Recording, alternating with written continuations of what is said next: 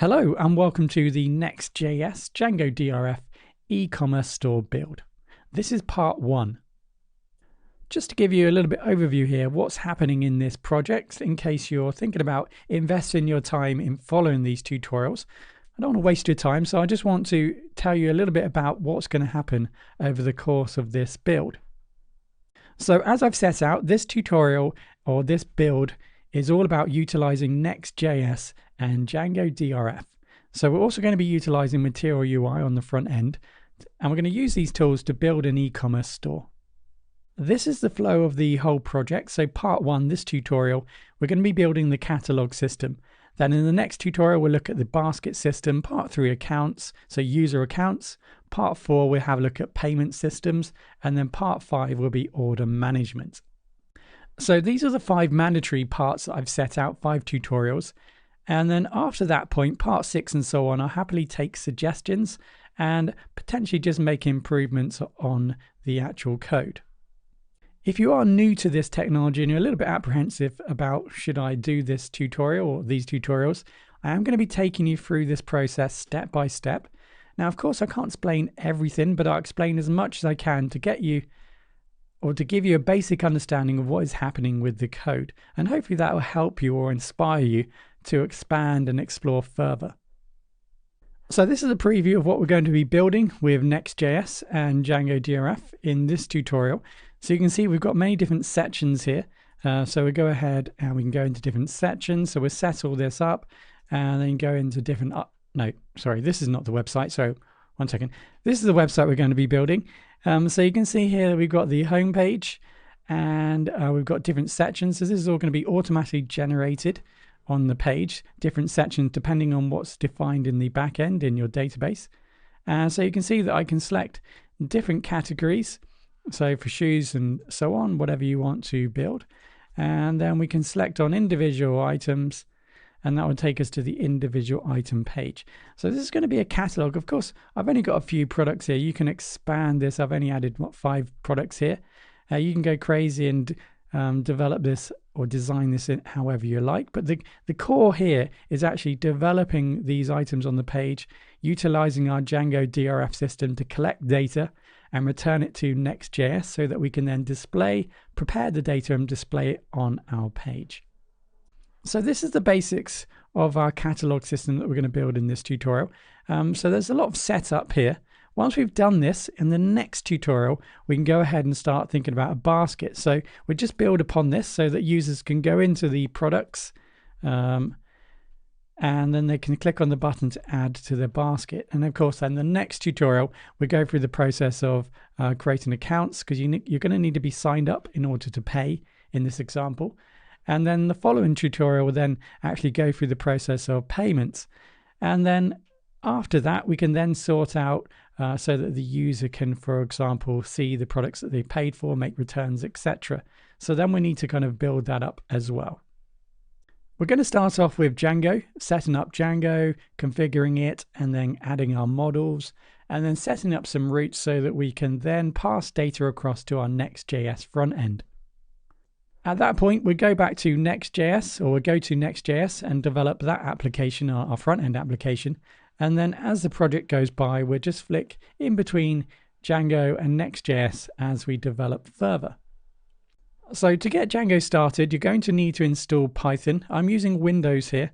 So go ahead to the Python website, download Python, and that's the first step that you'll need to take. So python.org, go to downloads. Go to download Python 3.9.2. That's pretty much it. And then just install it. Now, when you install it, just make sure that you select, I'll just quick date for it, custom installation, and then press next. And there should be an option because I've got it already installed. There should be an option here. Okay, maybe not. Oh, add Python to the environment variables. Okay, so it looks like it's there by default. So just go ahead and install, and then that's the first thing that you need to do. So assuming now Python is installed, you can go ahead and open up your command prompt, type in cmd, And then that brings up the command prompt. So I'll just show you what version I have. So Python version. So you can see I'm running Python 3.9.0. So next up, we're now going to create a new virtual environment. I'll explain what that is in a second, install Django, and then set up Visual Studio Code for Django and working with Python. So I'm assuming you are using Visual Studio Code. So it's a free download, free software. So just download it if you don't already have this. So let's go to File, and we're going to open a new folder. So I'm going to create a new folder here on my desktop. You can place it wherever you like. I'm going to call this Next DRF. Next DRF. So we're going to create a new folder there. We're actually going to create a new folder, Next DRF, and then go into that folder. So this is going to be my project folder. So I want two folders here, one for Next and one for Django. So we're going to be creating two separate programs, if you like. So we're not going to be integrating, like you may have seen, these front-end packages within Django. We're going to make these independently, or at least independent from each other. So we need to go into the Django folder, and now we need to create a virtual machine. So I'm going to press Control and comma to bring up my terminal. You can just drag it from the bottom. So now what I need to do is py for Python. Yours might be slightly different. You might need to type in the word Python. Use the M flag because I'm going to be suggesting or going to be pointing to software essentially, or packages. And then venv, that's the virtual environment. So what I'm doing here is I'm creating a virtual environment, a small package or a small container, inside of my computer. And what I want to do is I want to build a small container away from my operating system, a safe place where I can install softwares and develop.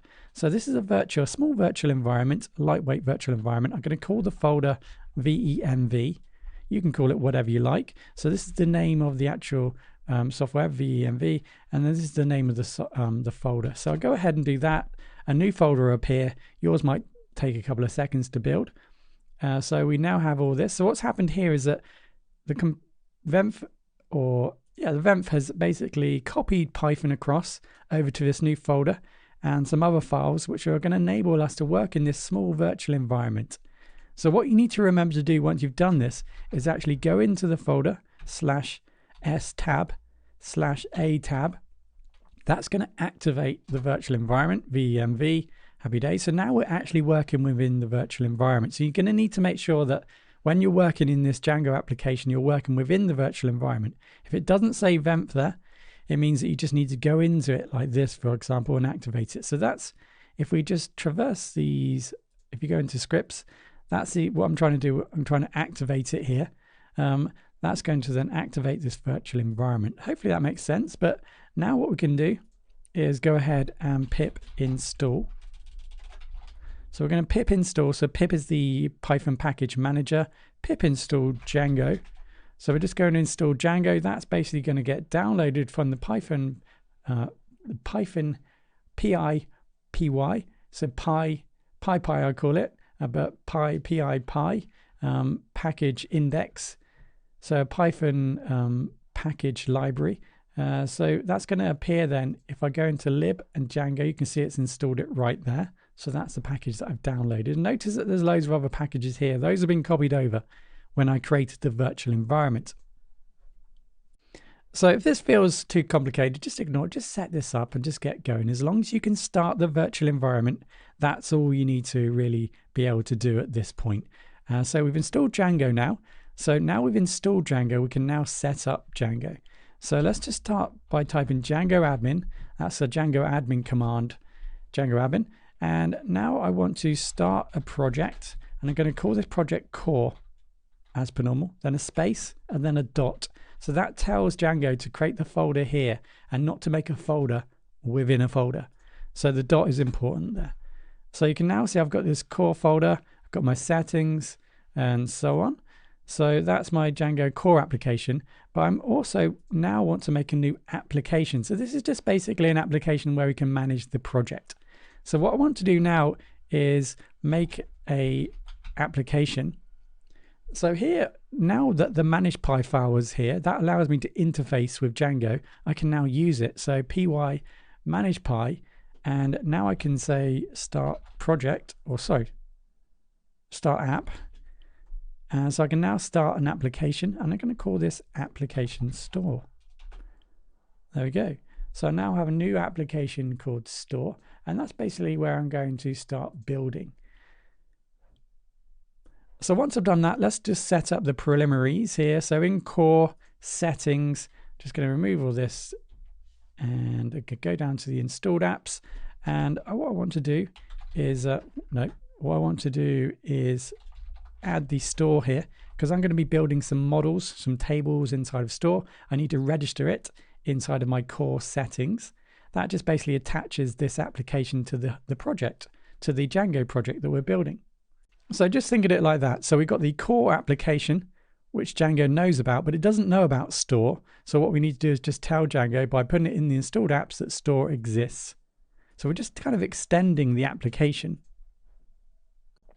Okay, so let's just go ahead and just click on any Pi file, anything with a .py. So what we've got down here in the bottom left-hand corner tells us what version of Python we're using. We're currently in the venv folder, or we're using venv. So if I click on that and then click on this here, this is a path to the scripts python.exe in my venv, in my virtual environment. So I click there. Notice then this new folder appears. This is a Visual Studio Code folder. So what I'm now going to do is I want to quickly set up my project so that when I save the page, it gets formatted. So all the Python code gets formatted following kind of best practices, or the Python styling guide, the PEP8. So what I can do is pip install here, black. So that's a piece of software, or package, sorry. It's going to basically scan my code and refactor it to kind of meet the stylistic guidelines of Python. So let's install black.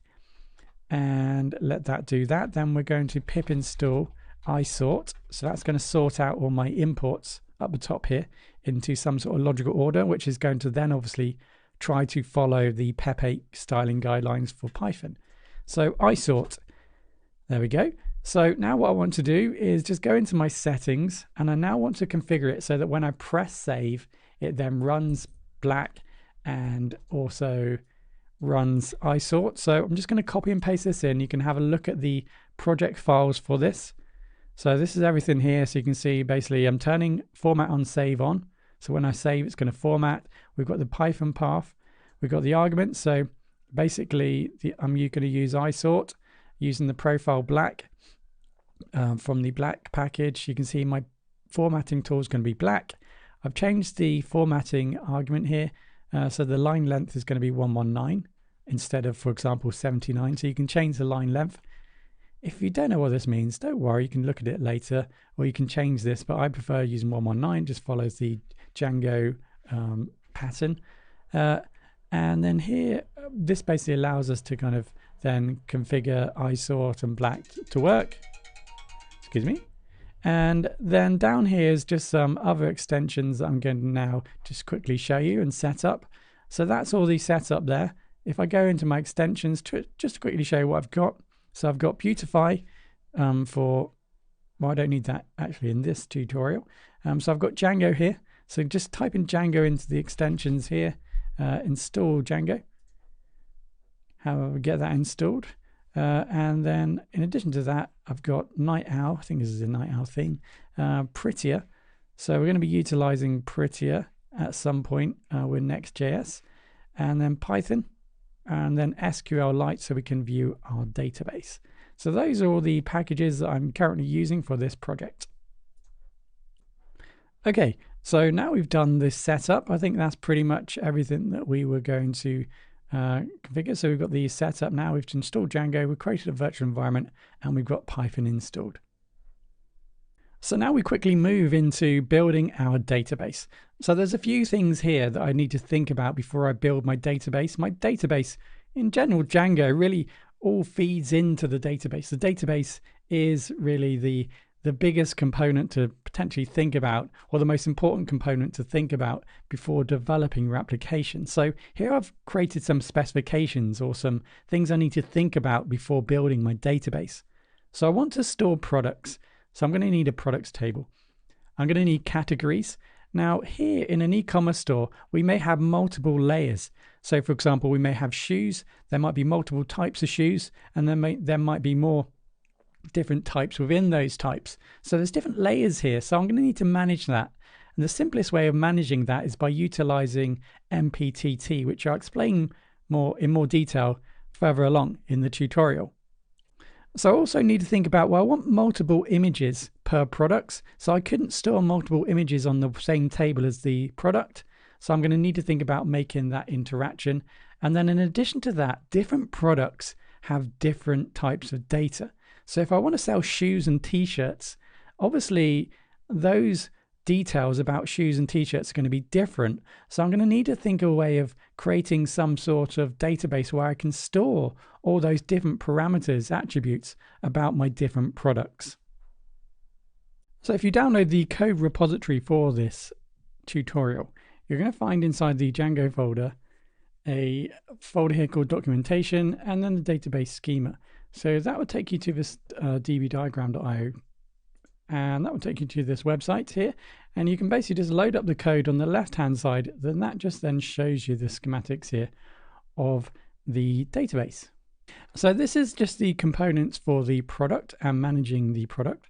So if I just zoom in a little bit here, you can see that we've got the product table, so product type, category, description, slug, regular price, discount price, is active, created at, and updated at.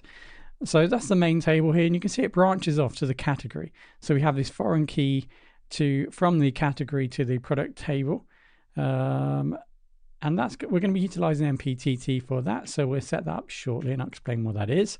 We've then got a separate table here for the images. This allows us to set up here a primary key of product, or foreign key, sorry, of product to product. So here we have a one-to-many link. So for one product, we may have many images. So for one product, it might be part of, or so for one category, there might be many products. So at the moment, we've kind of set this up potentially so that a product can only be in one category, potentially. So that's the link there. Then we have this link here, so product and product specification value. So essentially what we have here is for one product, there are many different specifications. The many values. Or I suppose I should have called that something differently. So for product specification, so product attributes. So for example, here I may have a shoe or pair of shoes. Those attributes or specifications are going to be slightly different than if I was trying to sell a book. So the idea here is that this table here holds all those individual specifications or attributes about the product. And that's assuming you've got multiple types of products. So you can see if we've got this one-to-many here, so one product might have many different specifications. So you can see here in the products table, we have the main product specifications or attributes that are going to be the same on any single product. If it wasn't, then we'd move it across here to there. Now, how this table is then populated is by creating these two separate tables here. So one, we have a product type. So we have a product type table. So we're going to record all the different types of products we're going to have in our store, and those product types are attached to specifications. So for example, here we might set up a product type of book, and then we set up the specifications. They're connected. So for one book, there are many specifications. So a book might have a specification or an attribute of the amount of pages or an ISBN number, for example. So we can set that up individually here. And then what we have then, that all then connects to the product specification table. So on the product specification table, we select the specifications that have been set, for example, about a book, and then we can then fill those in for a particular product. So the flow here is that we create a product type, say book first, and then we build the specifications that are attached to that book. So there might be 10 or 12 different specifications. Then we go ahead and make a product. So we select product, and then we select what type of product it is. Say in this case, it's book. So there has to be an entry here in the product type. And then that's associated to the specifications. So now in my view, I have the product name, the product type, and then all the specifications for that product will then appear. Then I can fill them in. That then all gets saved into the product specification table, so that anytime I want those product specifications, I can just grab them from here. So hopefully that's clear as to why this has been set up that way. That's what we're now going to develop in Django. So back in our Django application, let's just close down and close down that. So that's a documentation folder. Right, so in the store, we'll go to models. This is where we're going to build our models. So before we do that, because we're going to be using images, we're just going to pip install pillow. So that's going to give us some tools that is going to allow us to manage images within our application. So we've installed pillow, and then we're also going to install MPTT. So MPTT is going to provide us, like it says here, a technique for storing hierarchical data in a database. Now, of course, we could build our own structure for storing hierarchical data in a database, but it wouldn't be as efficient, for example, in some cases, as if we were, for example, to use these third-party packages here, which are designed and developed and tailored for saving hierarchical data. Now, in an e-commerce store, we may have multiple hierarchies of data, or we may have quite a large hierarchical structure, of data storing different products. So it makes sense for us to utilize an application like this, which is going to provide us essentially better performance as our hierarchical structure grows. So all we need to do to get this started is install it. So pip install Django MPTT. So go ahead and have a little read of that if you want to learn a little bit more about the actual kind of algorithm that's being utilized, or the process or the method, that's being utilized there. So we're going to pip install Django MPTT, and then we're going to just need to go into the core, go to settings, and then we'll just add this in. Now notice here that I've got everything set up now. Remember that save facility I mentioned earlier with black and isort. So if I just type in, for example, MPTT and press save, you can see that the comma is being added. I do need to add my single quote. So let's just add single quotes and see what happens here. Press save, it gets turned into double quotes. So it's just providing black and isort that we installed earlier. It's providing these type of features for us just to tidy up our code. So that's MPTT now connected to our Django project. So then let's go ahead and build up our database. So we'll start from the top. We need to import in the model so we can extend and create models. So here we're using the Django ORM. If you're not familiar with Django at all, so Django ORM, the object relational mapping tool. So here what we're doing in Django is we're building tables utilizing classes, so Python classes. And these objects are going to be related or mapped across to the database that's going to be built by Django. So we build classes, they get mapped across in the back of Django, in the back end, or utilizing the object relational mapping tool in Django, into tables, actual kind of tables you would see in a database. If you're familiar with SQL, what's happening is it's taking our classes that we're building, formats them into a structure, which then enables Django to then create SQL and insert it into our database. Right, so we're going to need these tools, the model tools. We're going to use some reverses here. So we're going to build some URLs potentially. I don't actually think we need it for this project. I'm just going to bring this in. So we've got them. And then the translation toolkit. So here potentially we may want to incorporate translations in the future.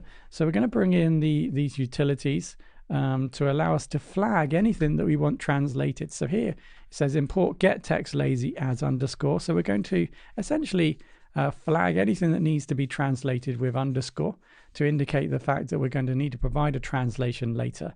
But we're just going to focus on actually building the tables, and that's something that we can add in later. Now we are using MPTT, so we're going to need to bring this in. So MPTT.models, import MPTT model and the tree foreign key. So we're going to need to bring those tools in from MPTT, allow us to use the MPTT package. Right, so we're going to start off with category. You can see that it's going to be an MPTT model.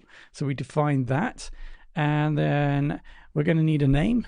So these are basically the fields that we're going to use, a name field. You can see that I'm utilizing a verbose name. So just explicitly telling Django, you can see that I'm using the underscore. That's indicating that this needs to be translated to help text.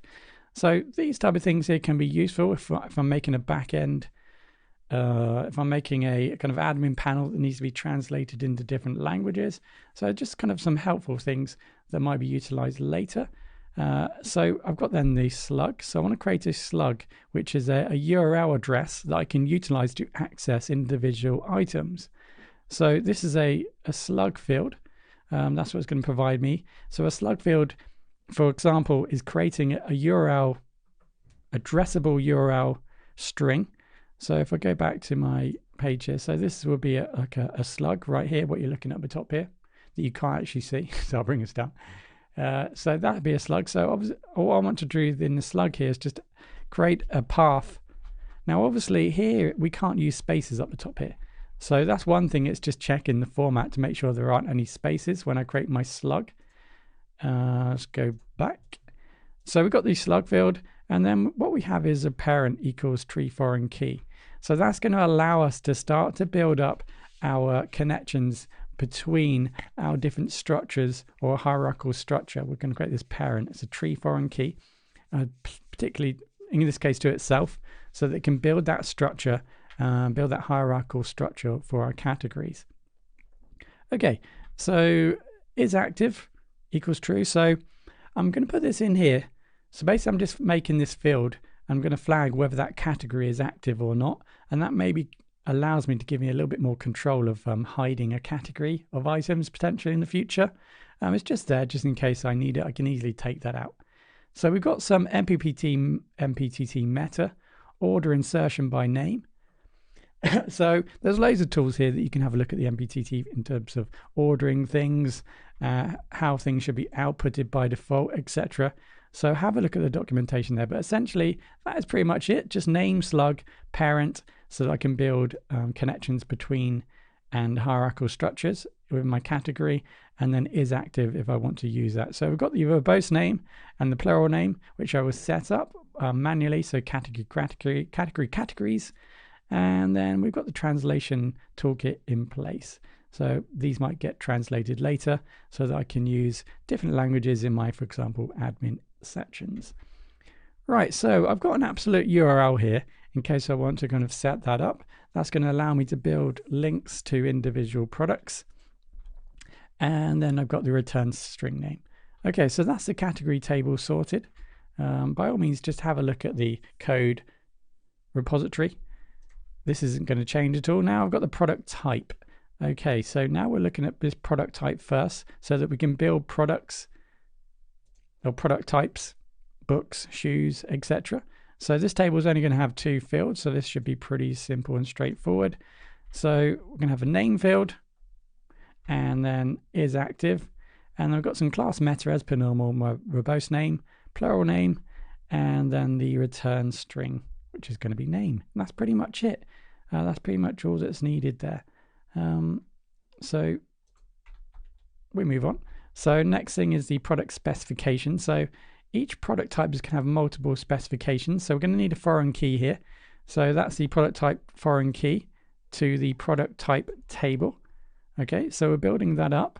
On delete equals model restrict. So basically I'm just restricting any deletions of a table. So if I try to delete something here, normally it can delete whatever's in the foreign key table. So I put restrict on just for now to prevent anyone kind of deleting anything. And then I've got name. Again, just add all the different attributes here, parameters, and then the meta, and then the string return. Right, so that's that done. So that's the product specification table now built, product type and name, and we've got the foreign key. Right, so now we're going to build the product table. So that's going to be slightly bigger. So we've got the product type. You can see that that's a foreign key to the product type. So that's a foreign key to the product type here. Apologies. Moving around, it's not very helpful. That's why I made this. So you can see we built this foreign key now to product type. So we can associate a product to a product type, whether it be a book or a shoe or whatever. And then we got the category. So we're going to connect the product to the category with a foreign key. So for one product, for one category, there might be many products. So for many products, there is just one category. Okay, so that's our category foreign key sorted. And now we can just go ahead and create the title, the description. So I'll zoom in case you're kind of copying this out. That's the description. And then we've got the slug field, so we can create an addressable kind of unit for this, for particular products. And then we've got the regular price. So here the price is going to be a decimal field. So I can then specify the max amount of digits inside of there. So 5. So at the moment I can only go up to say 9,999.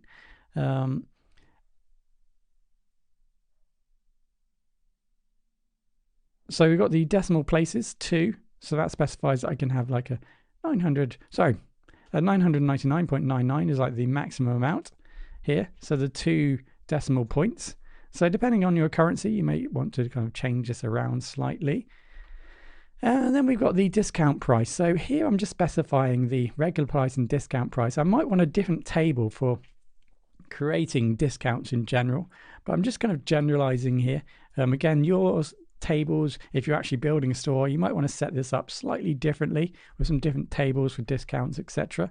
And then I've got the is active. So some products might not be active. I don't want to display them if they're not active. For example, maybe I'm just setting some up to sell later, or maybe I've got some sort of range of clothes or whatever that I want to remove, seasonal type of things, for example.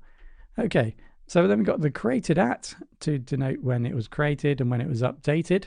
So auto now add, that will create once, and auto now will update itself every time we update any data in this database table.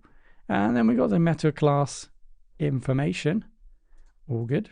So ordering verbose name, plural name, just like we've done before, and then the URL, absolute URL. So we're just grabbing a URL, creating a URL for this product.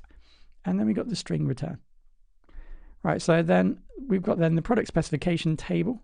So we've got the presentation value now. You can see it's going to have 2. Oh no, it's not going to have any links at all. It's just going to be a straightforward table, I think, here. Okay, so we've got the foreign key, to the product table. We've got a foreign key to the specification table. Apologies. Yeah, so we've got the many to one.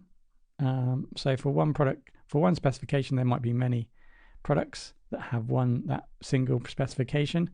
And then for one product, there might be many specification values. Okay, so then we got the value that we want to include. And then we've just got the meta information. And then we move on to the product image. So we wanted to make sure there was multiple images for each product. So that needed a different table. We needed to include a different table, otherwise we'd have multiple duplications within our product table. So we've done that by creating a foreign key to the product table. So we've got this foreign key here to the product table. And now we've got the image field. So this is an image field. Now remember here, we're not actually storing the image in the database. We're just storing a link to the image. So we're going to create a help text verbose name upload to. So we're going to define where the images get uploaded to. So we'll set that up shortly. And then default equals image / default PNG. So you can set up a default image if you wanted to. There's lots of things we could do here with this image, of course. And then we've got some alternative text. So we can set up and save that in the database. That's obviously important for accessibility on our page. And then we just set out the parameters for that. And then is feature. So we may have multiple multiple images for the product. We need to flag one as is featured. So the main image we want to use for that particular product. So we've got set here is feature, so that anytime we get a product, we can just select the is feature image. That's the image that we generally want to show people. And obviously all the other images can be utilized when we actually view the individual product. Right, so we've got that, created at, updated at, and then our meta as per normal. Okay, and that's pretty much then set now our database for our project. Of course, this is just the models or the fields or the tables even for our catalog. Obviously, we're going to create some more later in the project.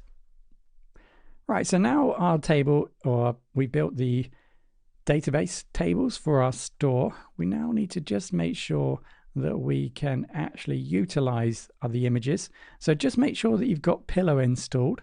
That's pip install Pillow if you haven't already followed that earlier. And the second now thing that we need to do is we need to set up so that our image can be stored somewhere.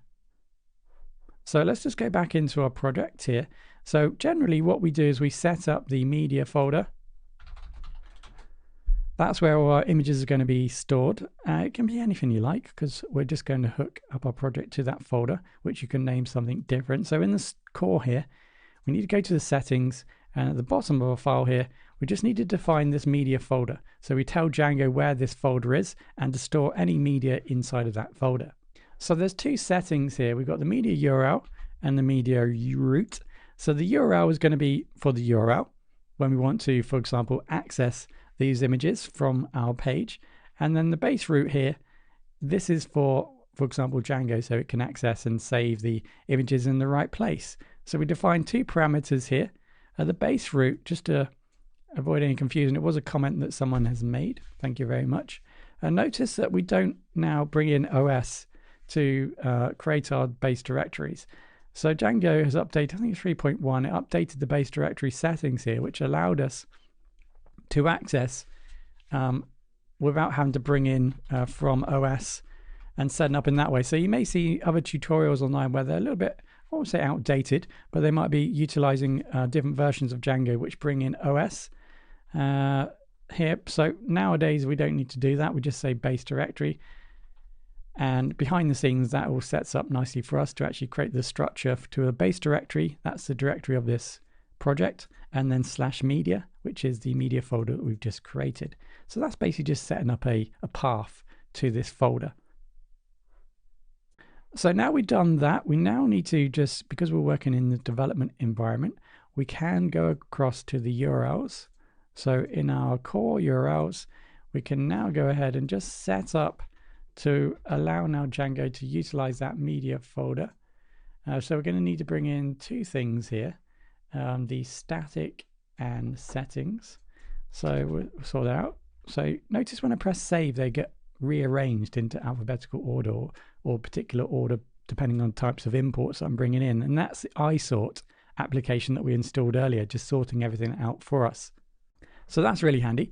And now what we can do is we can go ahead and create an if statement here. So if settings.debug, so we're going to go into settings, have a look to see if debug is enabled to true. So if I go to the top here, you can see debug equals true. So when I'm in development mode, that's on. So it provides me any kind of additional information if there's any problems with the application. So when I'm ready to go into production, I need to turn that off, because that potentially is providing valuable information to anyone who's trying to breach my application. So what I'm doing here is just checking to make sure it's on. So if it is on, I'm going to use this URL pattern here, plus equals. So essentially, I'm just going to basically create a new URL pattern to the media URL and the media route. So I'm basically just developing a URL to those media settings that I've just created, so Django knows the paths to them. Okay, so remember here that these are just settings. So media URL, this is just a variable I'm setting here. So I'm utilizing these variables now in a way that Django can actually then do something with them. And that's what I'm doing here, settings.media URL and document route equals. And I'm just bringing that variable in. You see, these are the two variables. I'm just basically bringing them in here, making a URL pattern for it so that Django can utilize them. So that's what's happening there. Hopefully that makes or clears that up a little bit. All right, so I think we're set up there. So next thing is we're going to now configure the admin area so we can add some data to our application. So as I've just said, we're now going to go into the Django admin section, or we're going to create a configuration so that we can add some data to our tables through the admin section. And here we're going to be utilizing inlines, and I'm going to explain what they are hopefully shortly.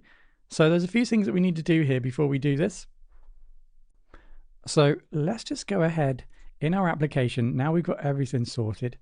Let's go ahead and actually migrate this data. So what we're now going to do is we've made all our models. So now we're going to actually build our database. So to do that in Django, we're typing pi, manage pi, and then make migrations.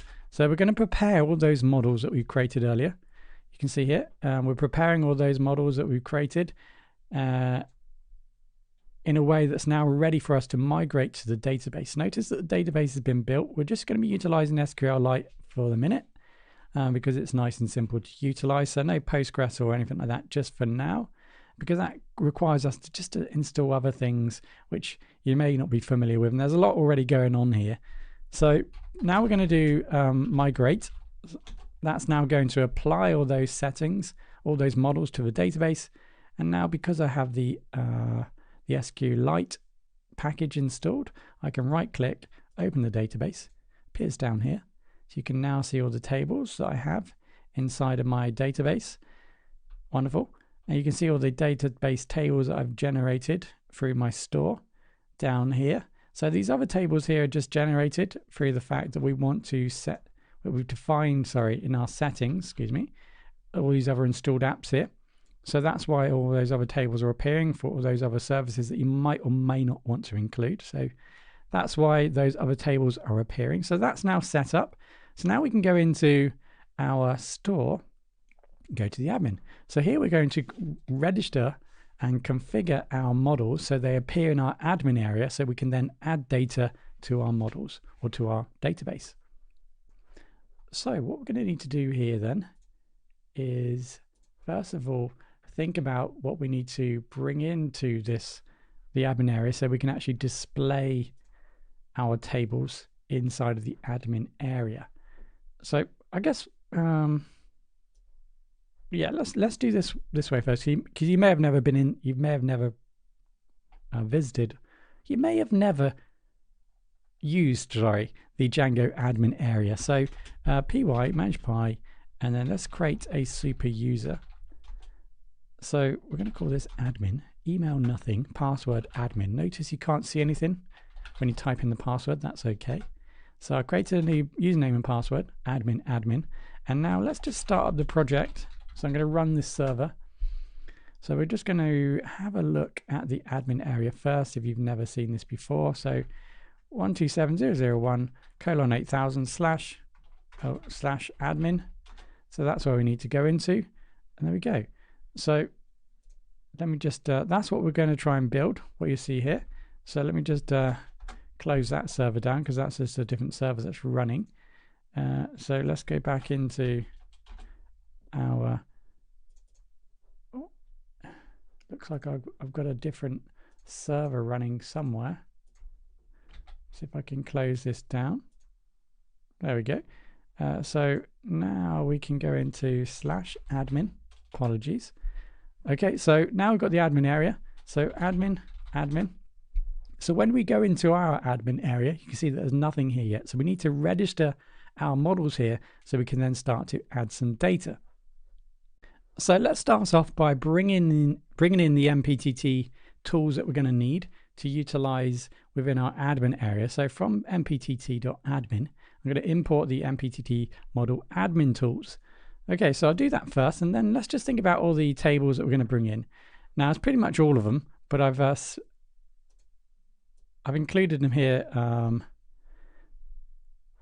What's the word I'm thinking of? I have made them explicit. I've explicitly brought them in to my project like this.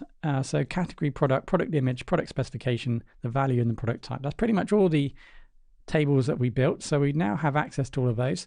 So let's just go ahead for like a simple registration. So admin.site register category, that's the table, and then MPTT model admin.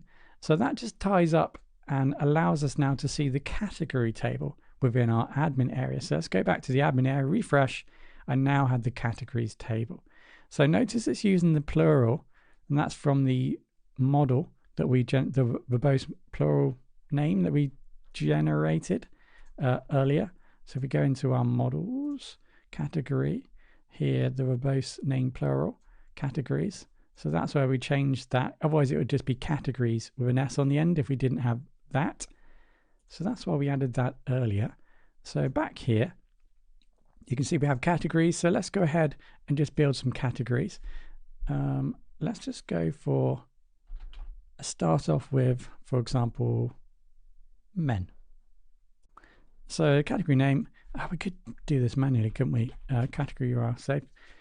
So this is my slug, and then there's no parent. Is active, yes. Press save, done. Right, so now add a new category. Let's just go for shoes. A safe URL. Again, I'll set this up. I'll do it manually now, but we could have that automatically filled in. So that's going to be, the parent's going to be men. So this is going to be men's shoes. Here I'm building up my categories for my application. So press save, and you can see that's been indented automatically. So shoes is part of the men range, clothes range. So let's go ahead now, have some clothes here. So that's going to be part of men again. So I press save there. So you can see that. Then let's just go for shoes, different types of shoes. So let's add a category here. Let's call this boots. So that's going to be part of shoes. Press save. And you can see now that's kind of been indented in shoes. So this is what MPTT is providing us, a wonderful way of quickly creating this hierarchical structure of all of our categories here. But behind the scenes, when we try to utilize this to grab the data from these categories, that's where it comes into its own, helps the performance of doing that. So there we go, that's the categories in place. So now then, let's have a look here. So we want to show the product type. So we want a screen where we can actually add the product type. But what would be really handy is if we can add the product type and the specifications at the same time. Otherwise, we would create a table for product type, and then we would need to go and create a new section called product specifications. And that just means that they're not in the same page. So what we can do here is we can create inlines. So we can take this table and this table, we can stick them together so that when we add data here, we can add data here at the same time. That's the whole idea of inline. So let's have a look at this in action. So what we want to do first is we want to create, we want the product specification. So let's just go back so we know what we're doing here. So we want to get the products, we want to address this first because we want to basically show this with the product specifications in the same view. So we start off by registering this product specification table as an inline table. So I'm just going to paste this in. All right, so there we go. So product specification table, I'm going to call it product specification inline, admin.tabular inline. The model is the product specification. That's what I brought in earlier. So that just hooks it up to the model. So that's going to be an inline. So what I can now do is I can now create the product type table. So I register the product type table, and then I create this class here where I define the inlines as product specification inline. And you can see that that's this one here, this class here. So basically, I just take this and put it inside of here. At the same time, register the product type table. And that now will show me the product type fields and the product specification fields. So let's go ahead and have a look at that. So here we refresh, and now I've got product types only. So I go into product types, add the product types, and you can see here I've got the product type and the specifications. So let's just create a product type of shoe. I keep everything lowercase, shoe, shoes. And then the name. So the shoes is going to be size. It's going to be color.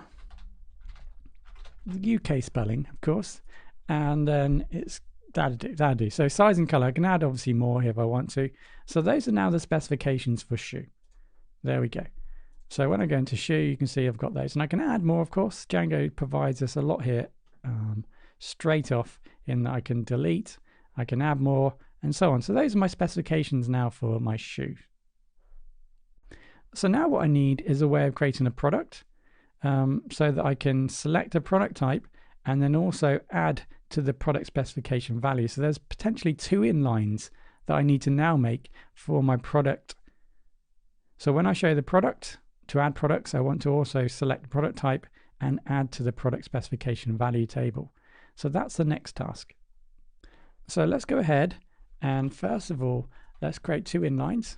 One inline is going to be for the product image, because I haven't mentioned that either.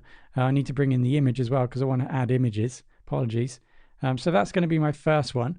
And then the second one is just going to be the specification value, which is going to be this here. So for now, I'm not going to actually bring in product type because that's just going to be automatically connected to product, and I'm going to be able to select that. Django is just going to do that for me. So I'm just going to bring in the product specification value table and the product image table. Right, let's just do that first. Because the product specification table is going to be populated by the product specification here, or is going to access it or have access to that because of the foreign key. So let's just go back in. So I'm going to create one inline for the product image and one inline for the product specification value table.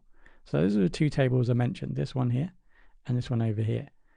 So let's go back, and now let's build up the product inline. So we're going to register the product. We're going to bring in those inlines just like that.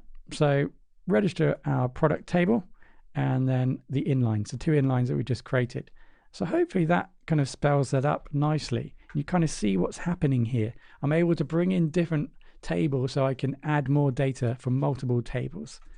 Right, so now we've got that. So let's go back into our admin. You can now see I have products.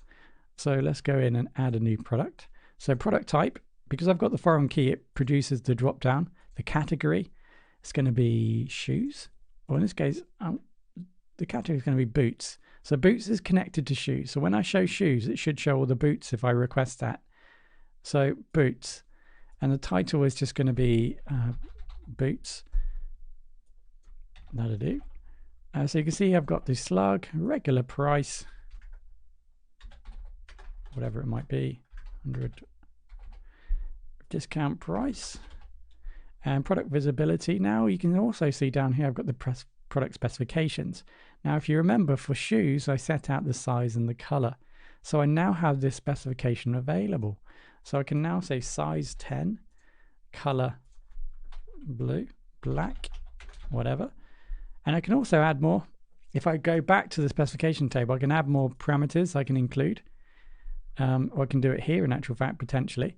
And then I've got the product images. So this is the other table. So now I can select some images.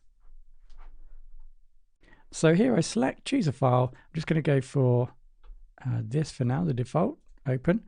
And then I can select whether it's a feature or not. I can select the alternative text. So image of shoes. There we go. So I can add all that in, press save. And there we go. So I now have a new product with all that information connected to it. Now, because I've had an image here, let's just go back into my project. And let's go into media. You can now see in images, it's created a new folder called images. And we now have the default file that we just uploaded. So everything is working there as well. So now we have all of the data in place, so that should work. There's no other tests that we should need to do here. As long as your server is on, there's no errors coming up, and you can access the admin and add all the data. The data now is in our models. So now we can push ahead and now start to think about DRF. So we need to configure DRF or set it up, install DRF. So Django DRF is a package that allows us to convert our application into an API, an application program interface. So that, for example, in this case, Next.js can access the data in the database through Django. So we want to control how people can access this data. So what we need to do is we need to set up some URLs so that we can point next to that data that we want to collect through the URL.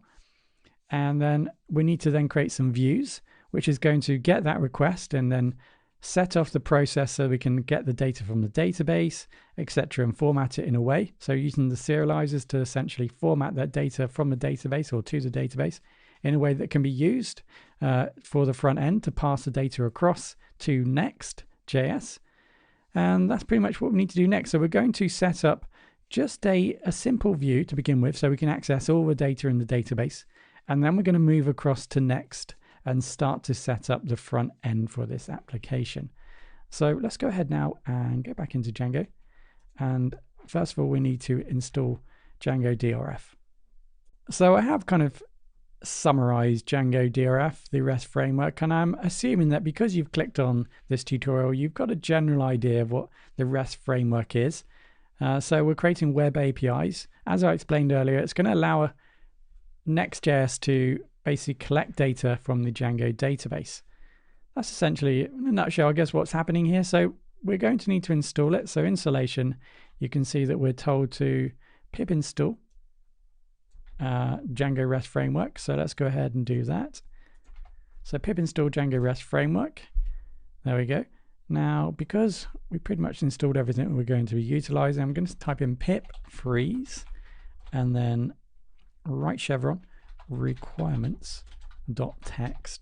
So that's going to create a requirements text file so I can see all the applications that, or the packages that are installed. And then you can utilize that to replicate this application should you want to, if you download it. So that's that. And then you can see we're told to then add this to the installed apps. So let's go ahead and do that. So in our core settings, we've got our installed apps here. There we go. So that's the REST framework now activated within our application. So for added security, we are told that what we can do here is we can define these settings here so that the default permissions are essentially based upon the permissions of the user or are just read-only. So if an anonymous person tries to access the data, they just have read-only. Else, if you're logged in as admin, say, you just have access to the models as per normal. So we can add that in for now. We can configure that at a later point. So inside of core and settings, at the bottom here, we can add in these settings here. Let's just copy and paste those in. There we go. So that's just copied and pasted in there. A little bit of user permissions and authentication. Okay, so now that's in place. Let's now head over to our URLs. Right, so there's a little bit of setting up here to do in our URLs. Now I'm assuming that you understand or have used Django before, but if you haven't, very quickly, what's happening here is that the user sends a request to Django. That request is based upon the URL. So Django will have a look at that URL in its list to try and make a match. So in this case, we went to the admin area earlier, remember, and that's made that match to this, these settings, these functions here. So what we need to do is we need to add some paths to collect some data.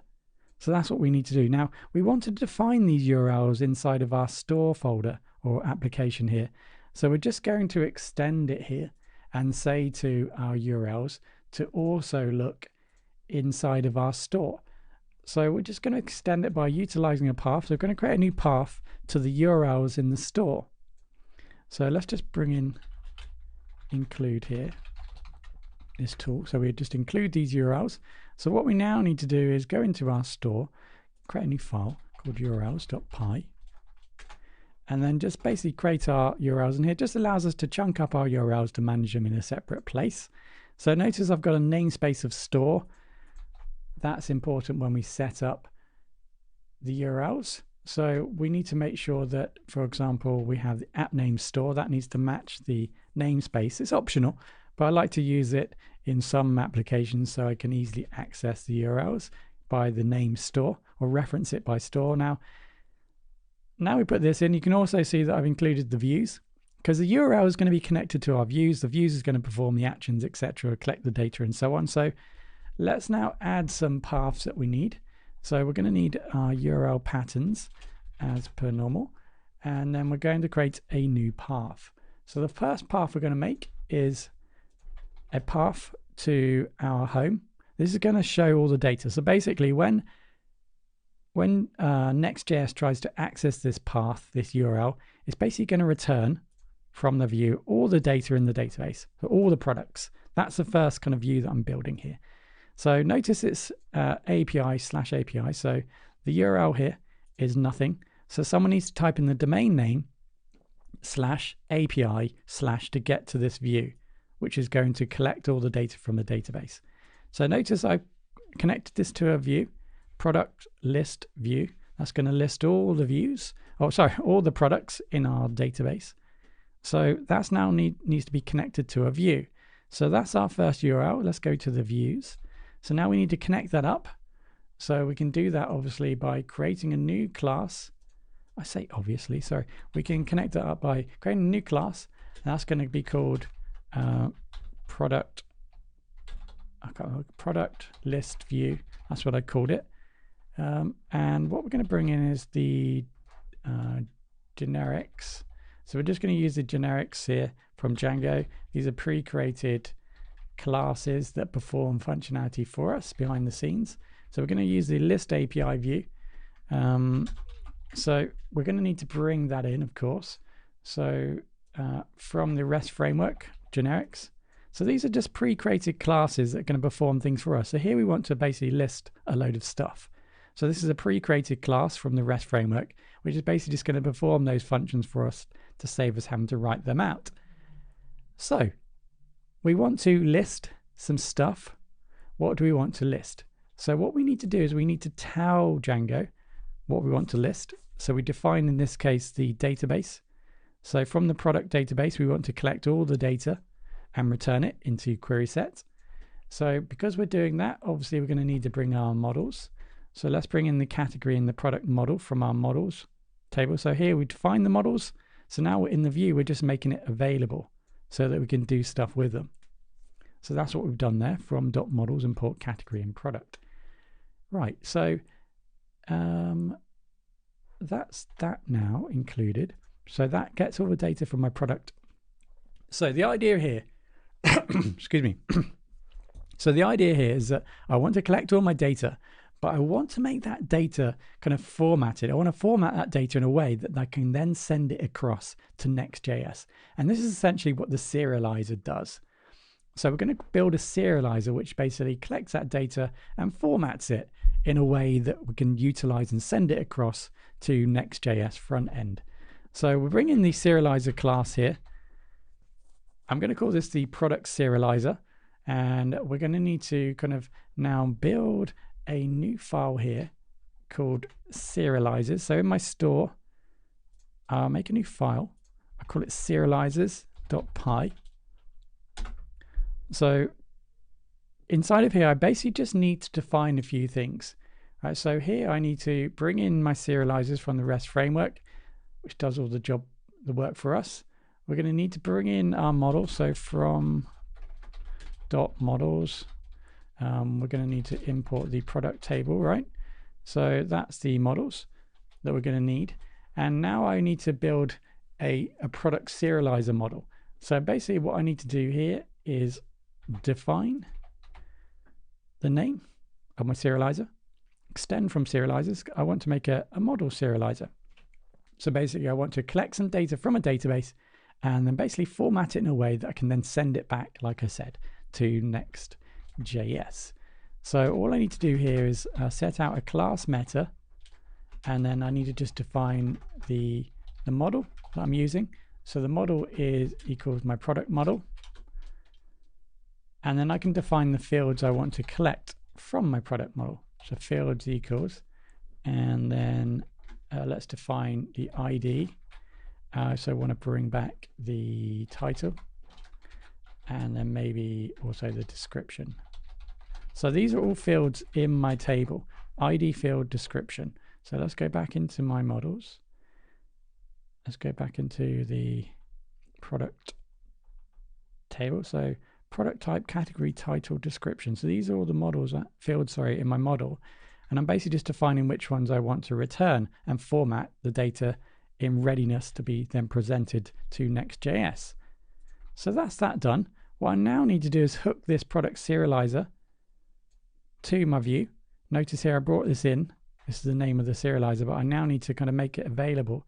So I need to say from.serializer, or just, yeah, we can do it this way.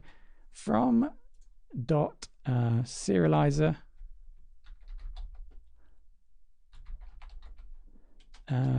import, and that's going to be the product serializer. That's right.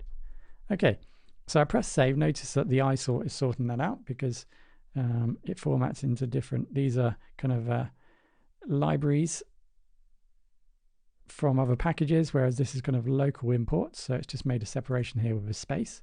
Does that for me. The isort package with black, and there we go. So what I should have now, so notice I'm using the API view here, which means I can actually now graphically see what's going on and check to see if this is returning the right data.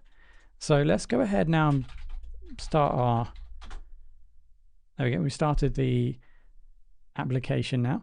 So what we should now be able to do is utilize this API view to actually see what's going on. So let's go back into our project, one blah blah, and then remember the root for our data was API. So let's do that, and there we go. So we now have this wonderful graphical interface, this user interface here, and you can now see what's being returned from the database. If I go to this link, this URL, it's returning the item. So let's just quickly build a new item. So I'm just going to go to the admin. Let's just go into products. Let's just add a new product. another shoe. It's going to be boots again. Title boots 2. So let's just create boots 2. Regular price. It's going to be a fairly cheap boot. Specification size, whatever. And then image. Let's just give it a different image. Save that. So let's go back. Let's go back into our API. So path to our API, you can now see we've got 2 products. So we can clearly see now that our API is working. We've collected data from our API and we're returning it. And these 2 items here. So now we can flick over to Next.js and we can start to now build up our front end, our home page, which is going to show all the products that we have in our database. Okay, so now moving across to Next.js. So we're going to need to install Node. Well, we don't have to, but we're going to follow this process. We're going to install Node. That's going to give us the Node package manager, and that's going to allow us to then kind of install Next and any other kind of packages that we're going to need while we're working with Next.js, sorry. And then we're going to start a Next project. If you've not done that before, I'll just quickly take you through that process and then install the Material UI package. So once we've done that, we can then start building our application, the front end. So let's get started. So if you haven't already got this, Node.js is just going to give us access to NPM, so we can download packages like I said. So this is just probably a simple, painless process, hopefully. Install on Windows, Mac or Linux, for example. Go ahead and install that. Maybe do a restart of your machine. So that's kind of stage 1. So get that installed and then we can move across and let's start to then build a new application with Next.js. So open up a new window in Visual Studio Code. Let's open up a new folder. So we were using a new folder on the desktop, weren't we? Here, it was called Next DRF. So we've already created a structure. That was Django that we created previously. So we're now in the next folder. So let's go in there, select that folder. So assuming you've got npm or access to npm package, we now need to install Next. So there's a few ways of doing this. I'm just going to take you through kind of the automated way to get things up and running nice and quickly. So Next.js. So if you haven't used Next.js before, it's pretty much like React, but it offers some other kind of tools. So behind the scenes, it's just React. But it has some interesting tools such as server-side rendering and generating kind of static web pages. So there's some cool tools that it provides. It's becoming a lot more popular in industry, I'd say. So let's go ahead and have a look at the documentations. So you can see here we've got the setup. So if you're using Yarn, you can use Yarn, but we can npx create next app. So that's going to allow us to kind of start a new application. So let's give this a go. npx create next app. We're going to be asked to create a name for our project. So I'm just going to call that as per normal core. So that's going to take a couple of minutes, maybe on your machine, or a couple of seconds to actually fetch all the data and install kind of a framework for your application. So now you notice that we've created this new folder called core, and everything's inside of core. So the first thing you need to do is just cd into that core, change directory, cd, core, and now we're inside of this area. So you just need to remember that we're working inside of this folder. Sometimes it's easy to forget we're in the wrong place, so just make sure you're in core. And now what we can do is we can do an npm run dev to actually check to see if the project is working okay. So you can see that it started on 0003000 or localhost 3000, port 3000. So let's go back here and then start the project, and there we go. So Next is now installed. We're ready to go. So if you go back to the documentation, it does take you through how to manually set up if you prefer to do it that way, or if you're interested in Next outside of this tutorial, by all means have a look at some of the documentation.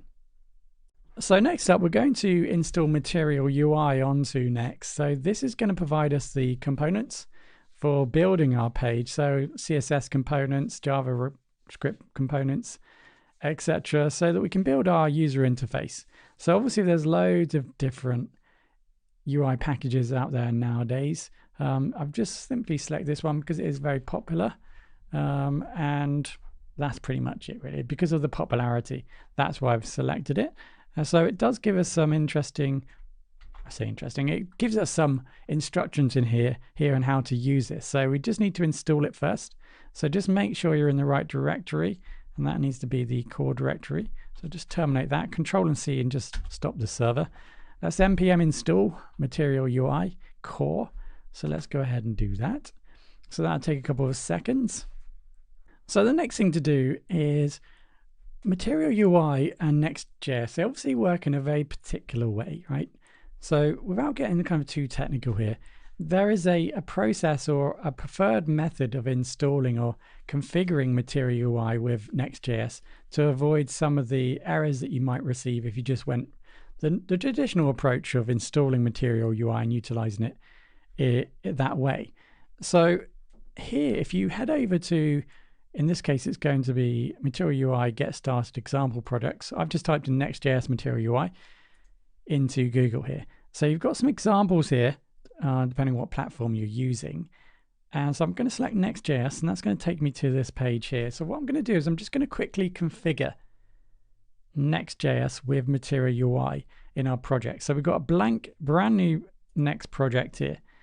So without going into like too much detail here, what's going on, I'm basically just going to prune some of the things here. So I just need to get rid of this style. I don't need this style. I'm going to go into my global CSS. So I'm just tidying up first of all.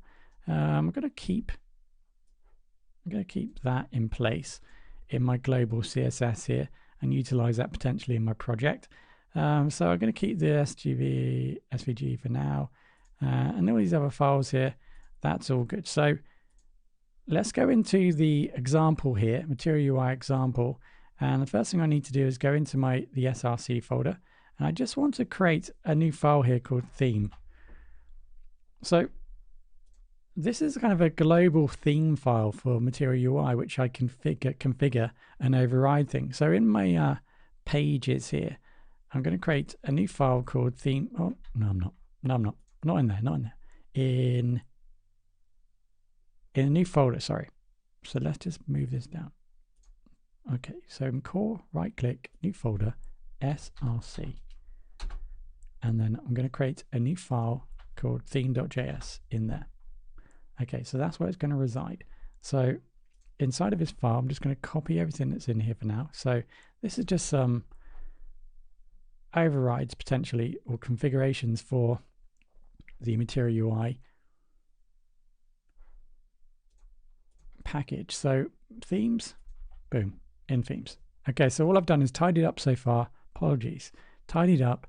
I've now created a new folder here called src inside the core folder in the core section.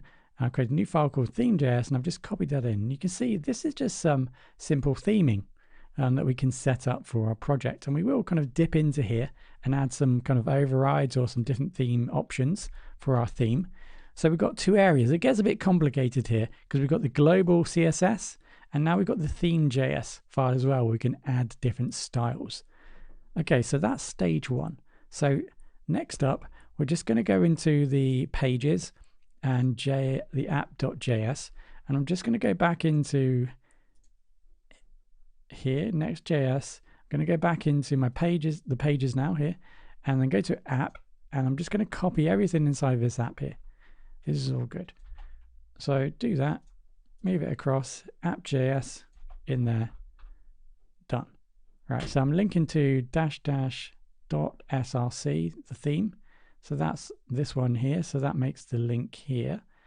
So that's the underscore app.js file. That's all set up. Let me just close this down. Right. So that's that done. So next up, I just need to copy over the document.js. So I need to make a new file called document.js. That's going to be in pages. New file document._document.js. Okay, so now I've done that. Let's just add everything inside of here. Notice here it's giving you some explanation in terms of what's happening here and the fact that we need some sort of resolution order in order to get all the styling correctly configured. Because one of the problems is here, if we don't follow this procedure, we get a little bit of flickering in the application because of conflicts of how things are loaded at what point.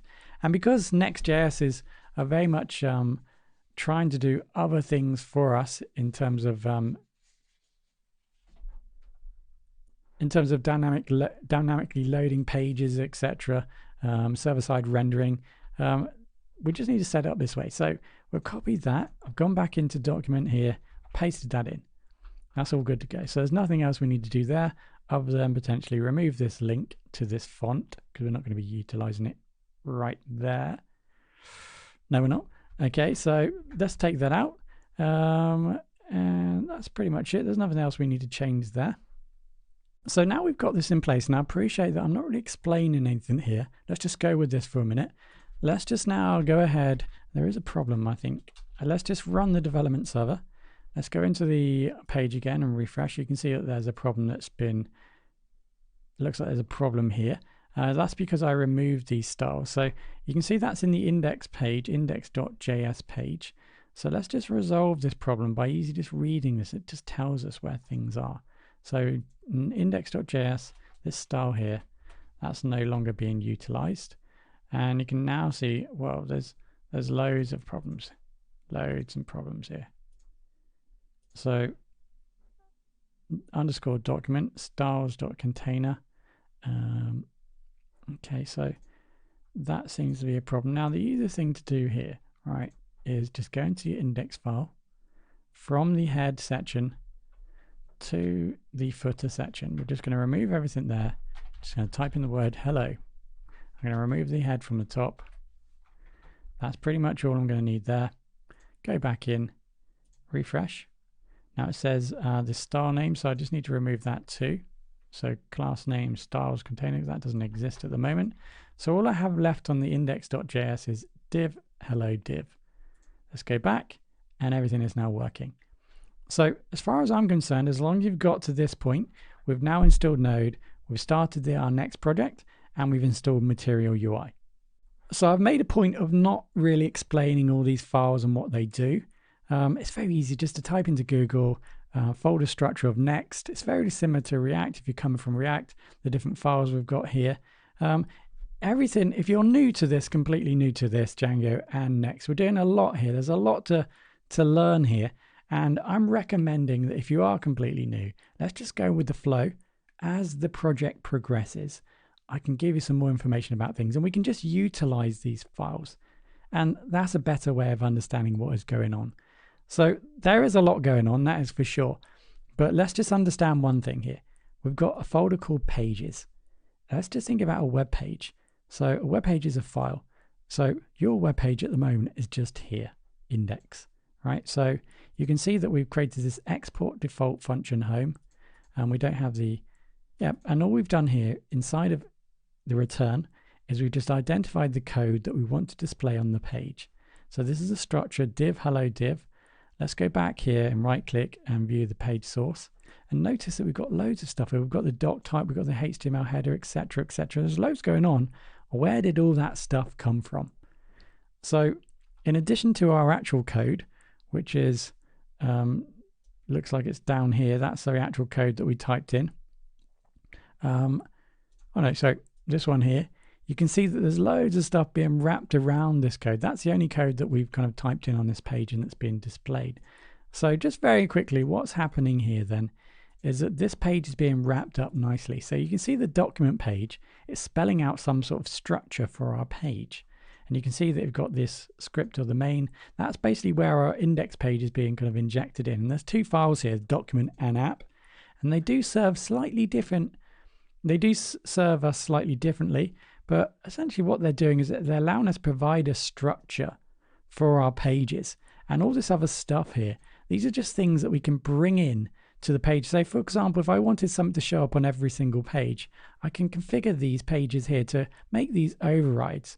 So I can do that. And one thing that we're going to do is override the head section on each page. So we'll see that happening. But for now, there's a load of stuff here. It would take me hours to potentially explain what's going on. But essentially, we have now set up Material UI. As long as it's working like mine is, we're just ready to go. We're just ready to develop. So even if you weren't to learn any of this here, we are now ready to develop further. So let's do that. Let's get started. Right. So I was kind of explaining this idea of pages. So all your web pages and Next are going to be placed inside of this pages folder here. So we've got the index page, that's our home page, and that's what we're going to develop first. So before we start using Material UI, I just wanted to show you a basic setup of what's happening here. So behind the scenes, we're using Material UI. That has all kind of the styles and components that we might want to bring into our application. So in our index page, this is how we're going to set the page up. We're going to bring in our styles, say for example, in this case, and you can see here, it's referring to theme. It's returning to equal make styles. Now, before, you notice in the SRC, we had something called theme. And inside of here, you can see that we're exporting this as theme. So behind the scenes, we're bringing this code in. So using this app and document page, what we're doing is we're bringing this in and making this available throughout our whole application. This is what this theme is. And I can build upon this theme page here and add different colors, etc. And these are the type of styles that I want to bring in the page. So I can override them here, or potentially I can override them just here. So basically I just bring in those styles. I can then override them here if I want to as well. And then what I then do, I can make the CSS overrides here. I'm not using CSS here, but I can define the styles here. And then you can see here, I've actually then started to make it available inside of my app. So the last thing I need to do here, if I want to kind of connect this up, is I need to bring in class or some classes. So here, for example, I'm going to say class name in the div. If you're familiar with classes in CSS, you'd add class equals whatever. So here's the equivalent, class name, and then classes referring to this here. And then it's going to be, in this case, card grid. So let's just change that to example. So here, what I now need to do is set up my styling up here, example, and then I can just define the parameters here. So for example, if I wanted, for example, color, I could just change the color as per normal, and so on. So I need a comma at the end here. So that's how it's kind of all connected up, or kind of basic theming in terms of styling. I can still use my global CSS if I want to. That's a CSS page here. But alternatively, I can define styles in my theme. I can then also define styles here and then bring them into my project utilizing this here, this variable here. And then I can then define them on my divs or whatever as I normally do to build pages right here.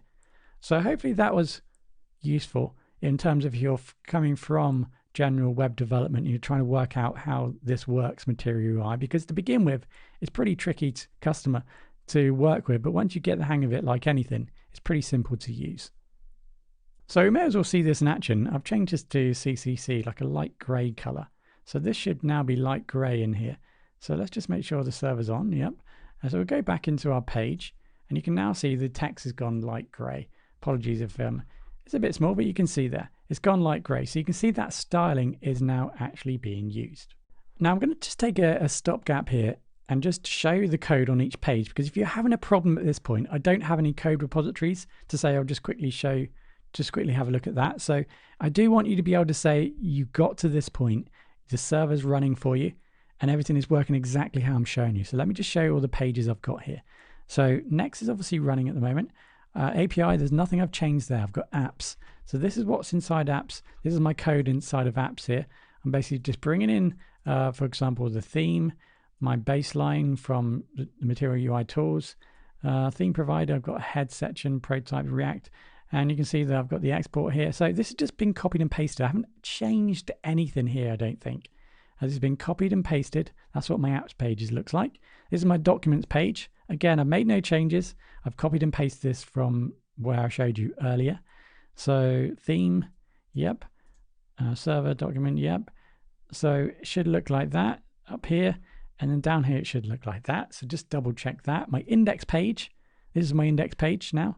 That's what it looks like. I've changed the color of my text there just to showcase how to kind of incorporate Material UI into our page here. So in public, I haven't changed anything. I created a new folder called SRC. I've got my theme inside of here. It's just been copied and pasted again from the example project. And then I've got my global CSS, looks like this. And that's it. That's all the changes that I've made so far. So hopefully you've got to this point and now we can push forward. So what a framework like this provides us is a way of subdividing or decompartmentalizing or minimizing, scaling down our application into components so that we can make reusable components that we can use on multiple pages. So for example, the header, that's an element or a component that we want to use on multiple pages. So it makes sense that we build it individually on a separate document page file, and then we incorporate it into any page that we want. And the wonderful thing here is what we could do, we could utilize the document and the app here to actually inject it into every page automatically. But we're going to do everything manually to kind of begin with. So everything that I do here, how we kind of produce them, we bring in the APIs, etc. Everything here is going to be on screen, so as much as possible, so we can see what's going on. And later on in the project, we can start to kind of structure our code in a more traditional way, I guess, or more structured way. So let's go ahead now and build a new component. So I'm going to make a new folder here in the core called components. Okay, so components. Inside of the components, I want to make my first component, which is going to be it's going to be the header, isn't it? Yeah, so new file, header .js. There we go. Right, so let's just start off small. I don't know where I am. I've got all these windows open. Right, so let's just start it up small. Let's just go into our index. This is a nice little baseline here. So we're going to copy this over to our header. We've got all these kind of Material UI stuff already built in for us. So we can just remove the example. We can get rid of the hello and the class. We're going to have to keep something there. So it's probably better off just to utilize this, for example. So we're going to need something there, otherwise it's going to cause an issue. So that should be okay. Right, so this is our header page. Now we're going to call this header. We're going to export it as header. So there we go. So let's go ahead and build a header section. Now, before we start to kind of integrate everything in, let's actually just build a simple hello so we can see it actually working. So we're going to create a component like this, and we're going to then integrate it or bring it into other pages. So for example, our index, we want to bring it into here. So we need to import it in. So we need to, similar to what we do in Django, we just import it in. So import header. So this is the name of it. This is how we're going to reference it within our application header. And then from header, sorry, input header from, and then we just need to find it. So it's going to be, let's just do it the kind of manual way here. So we're inside of this index, inside of our pages. So we need to come out of pages, then we need to go into components. So let's do that. So we go out of pages, inside of the components.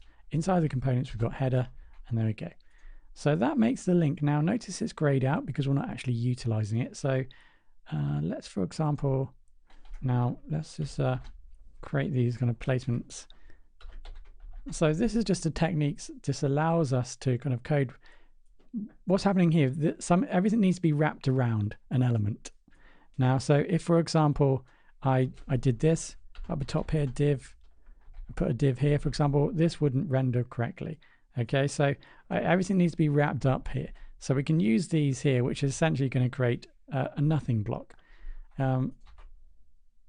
So let's put our header here. So we've referred to it as header. So what we can do is we can use the, now refer to it as header. Now, I don't think there's going to be anything inside of this. So we'll just finish that off like that. So we're going to finish that off, and that's our header. So we've basically brought that code into that space there. Now, let's put a name in here. So we know that from header, we should say hello. It should say hello. And then in our index, it should say Mike. So let's go ahead and refresh. And you can now see it says, hello, Mike. So you can clearly see that our header is loading on the page. And then after that, the word Mike. So that's just a showcase, or just to show that how to actually kind of import elements into your application. So we've created this component and we brought it in. So now what we need to do is just go into our header and actually build an actual header. So let's start off by creating some sort of HTML semantic section. So we're going to call this section nav. There we go.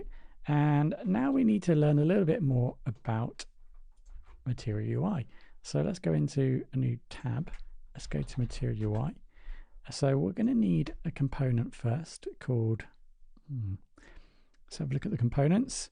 So we're going to need a component called app bar. So you can see here this app bar produces components like this, for example. So you can see that there's pre-written code, which I can just copy and paste and use. Now, because I'm using the same kind of backend, Material UI backend, this code would just work for me because I'm using the same platform as this page, for example. So what I can do is I can have a look at the code. Now notice here in the code, you've got not only the code that actually creates that element, but you've also got the styles, which you now are familiar with. So we need to copy and paste those styles in that style area. You can see that we're bringing the styles there to the page. So it's all what I've shown you so far. And up here, these are the resources. Now Material UI is a massive application, a massive package. Now the idea here is that we don't want to bring the whole package into our application because it's going to bloat our application with loads of stuff. So the idea is that we import small components that we require for this particular page. So here what I've done, you can see that it imports all the different components that we're going to need to actually run this page here. So let's just go ahead and do this. So we've got this app bar here.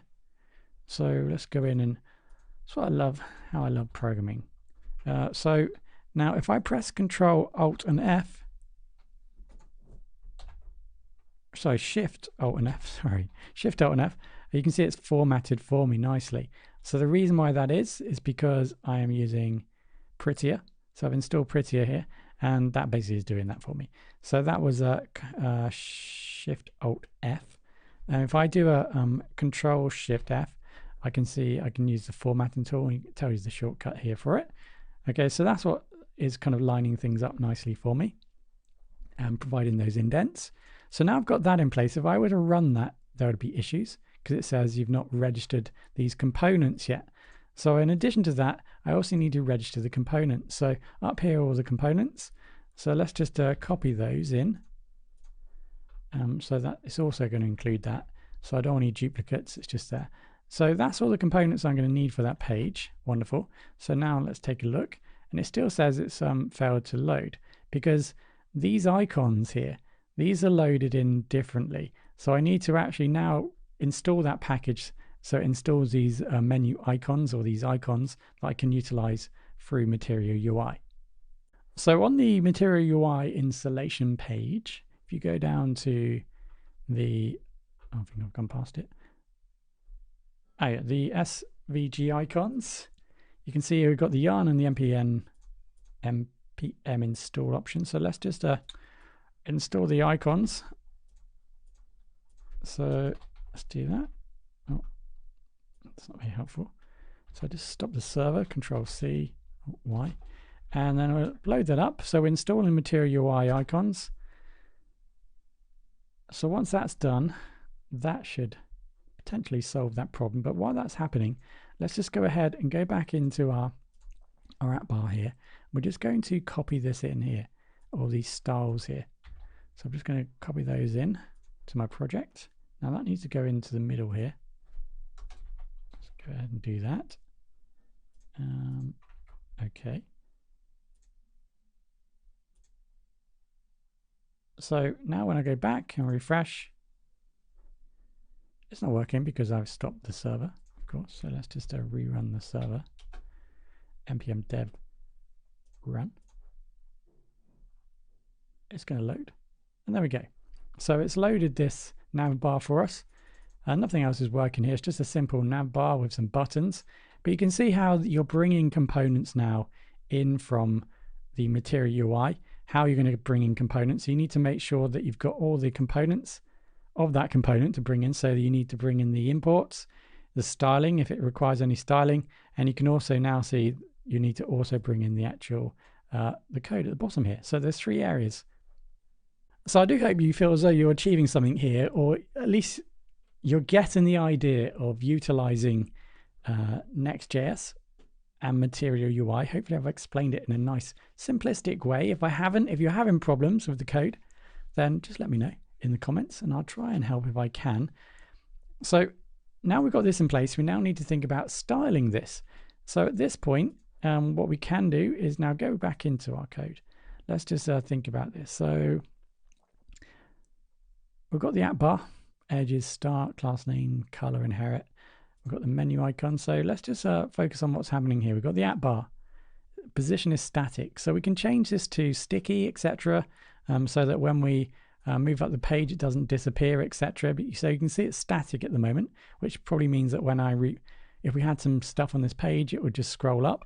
So we can do all those things. Now, if you want to access that, then just go over to, or if you want to learn more about that, sorry, you just need to go over to the app bar and then just have a look at the materials here. It will give you predominantly at the bottom all the different settings that you can define.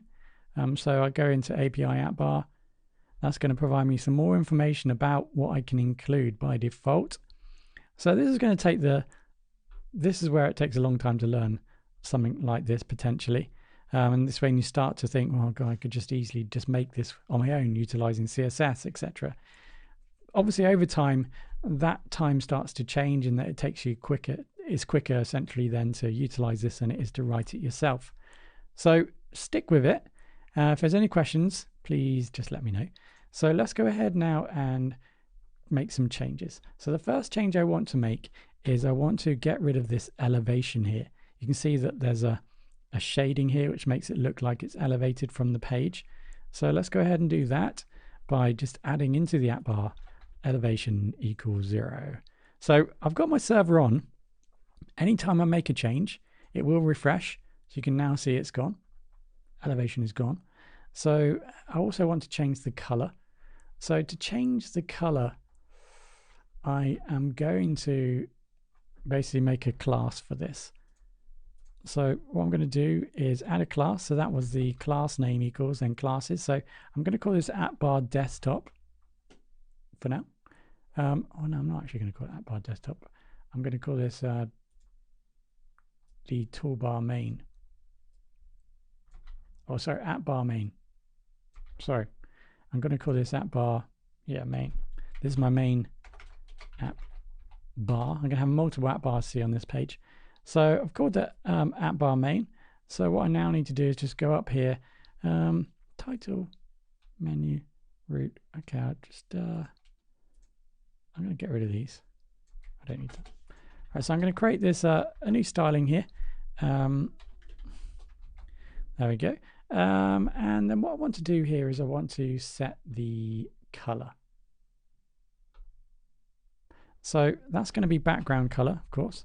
So let's have a look here, background color. And then I want to set that to a particular color, of course. So I'm going to change that to 2Ds. There we go. So that should change the color. There we go. There we go. Then we've got the color sorted now. So let's go ahead and just get rid of some of this stuff here. So I don't want this button for now. So let's get rid of the button. I'm going to get rid of this type of, I'm going to just get rid of everything. There we go. So there's nothing now in my toolbar. So what you're going to find probably is if I add some text here, it's going to be white, which is all great. So I don't need to worry about changing the color of it. But what I do want to do is obviously add a logo here. So I've already pre-created a logo. I do apologize. I've already pre-created a logo. It's an SVG. You can just copy and paste from the repository or just add your own logo. So there it is. So you need to be a bit careful here because this code here might conflict with the process here. So you just need to make sure, for example, if I had class here, that's incorrect. It should be class name. So this is probably a good time to introduce JSX. If you haven't, or if you didn't know what I was doing there, notice that I'm not just typing in normal CSS.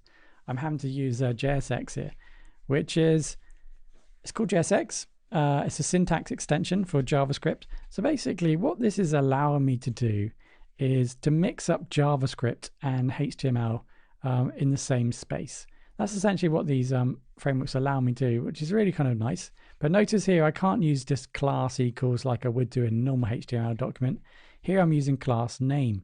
So this is where JSX, and up here as well, you'll notice, for example, background color in CSS should be like background dash color, for example. So you can see here I'm using JSX here. So by all means, have a little read at why JSX, what it allows us to do, etc. So that's JSX, right? So just to cover that, I didn't want to really talk anything more about that, but you can see there's a lovely guide here for you to have a look. Right, so let's just go ahead. That's obviously important because maybe you were typing in some HTML here and you're like wondering what, some CSS, and you're wondering what was going on. So here then, I've got class name SVG. So you just need to be careful here to make sure that you kind of extract any of the SVG code out that can't be utilized here and just place it within a new section. So I've created a class here called SVG. I've created a field of FFF to the color of the SVG, and I've created a nice little bit of padding there because I just need that. And there we go. So that's my logo in place. Like I said, you can just copy and paste that in. I don't know why I've added padding there. I think it's because I was being too lazy to line it up properly. Once we get into the, once we kind of size this up slightly, but it's okay. It's all centered here. So that's my navigation bar at the moment. So if I want to make another app bar, well, I just define another app bar, right? And you can see here I've got position, relative, elevation again. I've created a new class name for this called app bar desktop. Inside we've got a container.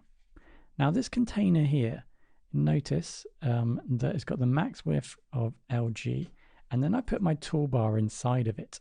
And in actual fact, what I'm going to do is do the same thing for this app bar too. So what I'm going to do here is put a container. So a container is a container, a div container. So this is going to be before toolbar. I'm going to create a nice little container here. And after toolbar, let me just finish off that container. There we go. So what I'm doing here is I'm containing this item, this toolbar within this container with a max width of LG, large. So that means I haven't got a full width page. I've just got, it's going to be, the toolbar is going to be retained within that size. So let's just see that in action. I don't have container, so I need to bring in container into my application. So up the top here, I'm going to need to bring in the container resource. So let's import the container. There we go, from Material UI. So I brought that in. Let's go back and refresh. You can see now when I refresh, when I scale down, you can see it's contained. So instead of it being full width, it's now contained within that area. So that's what the container is doing. Now I've changed it to LG. That's the LG is referring to a size, a maximum amount of pixels. And I'll explain that shortly.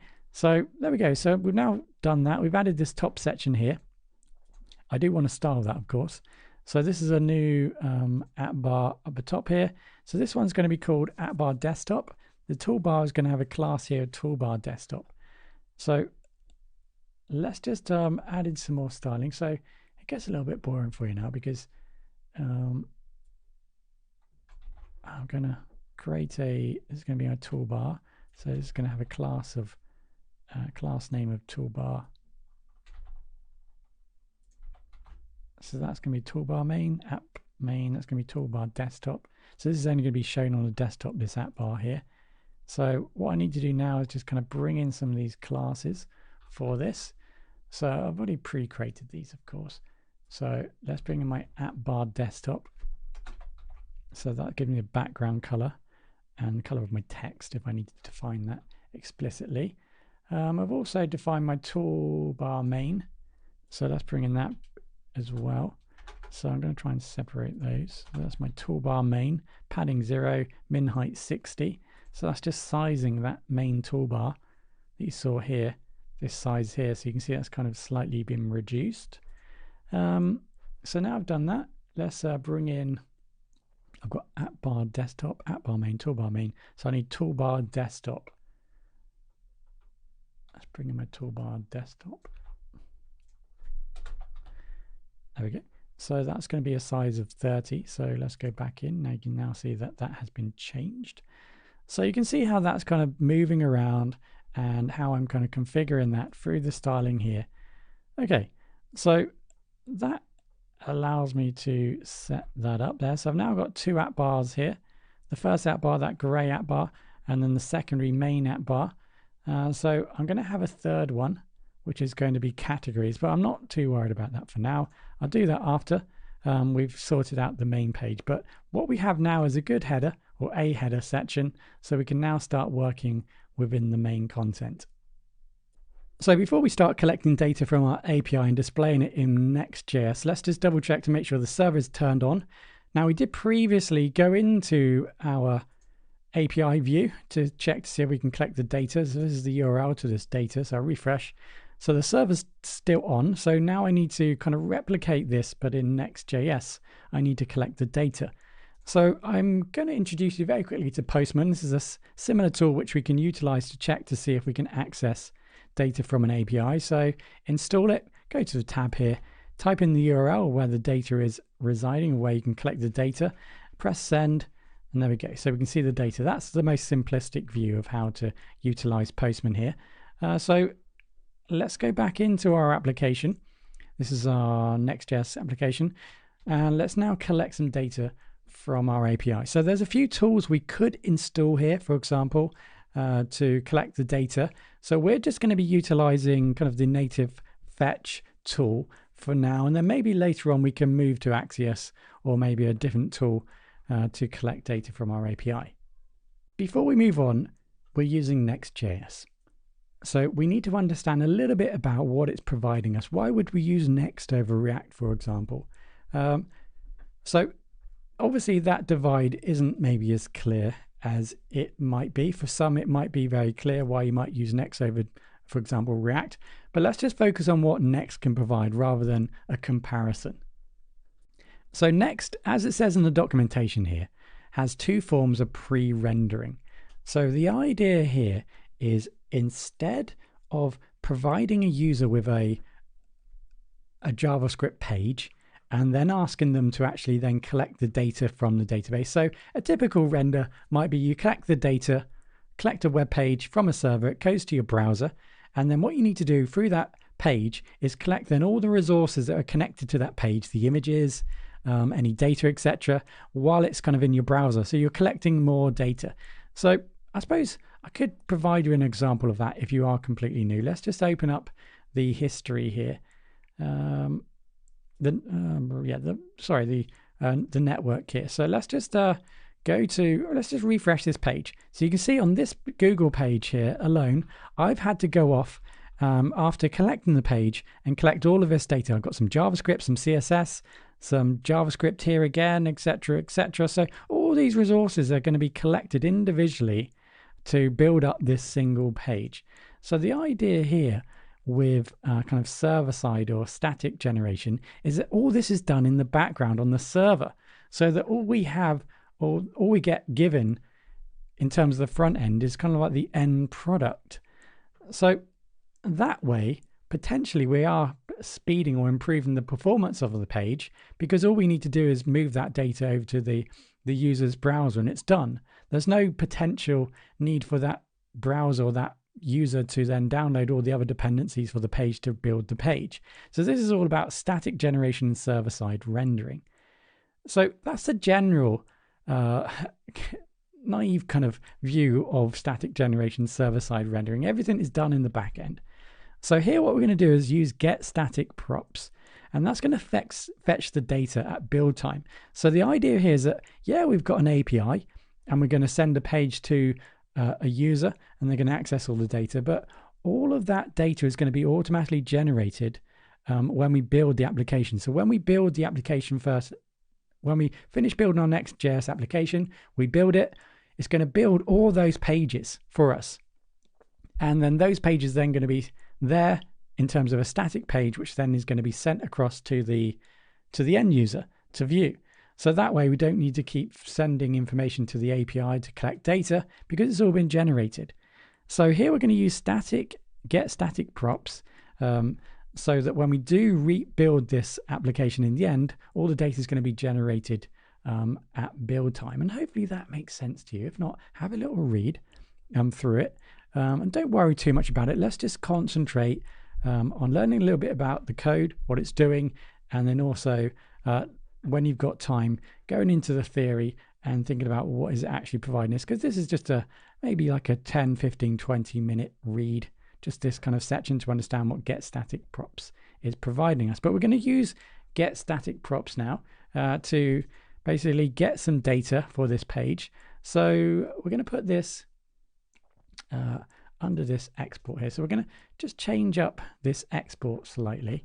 So we're going to have a function called home, and then I'm just going to export default home.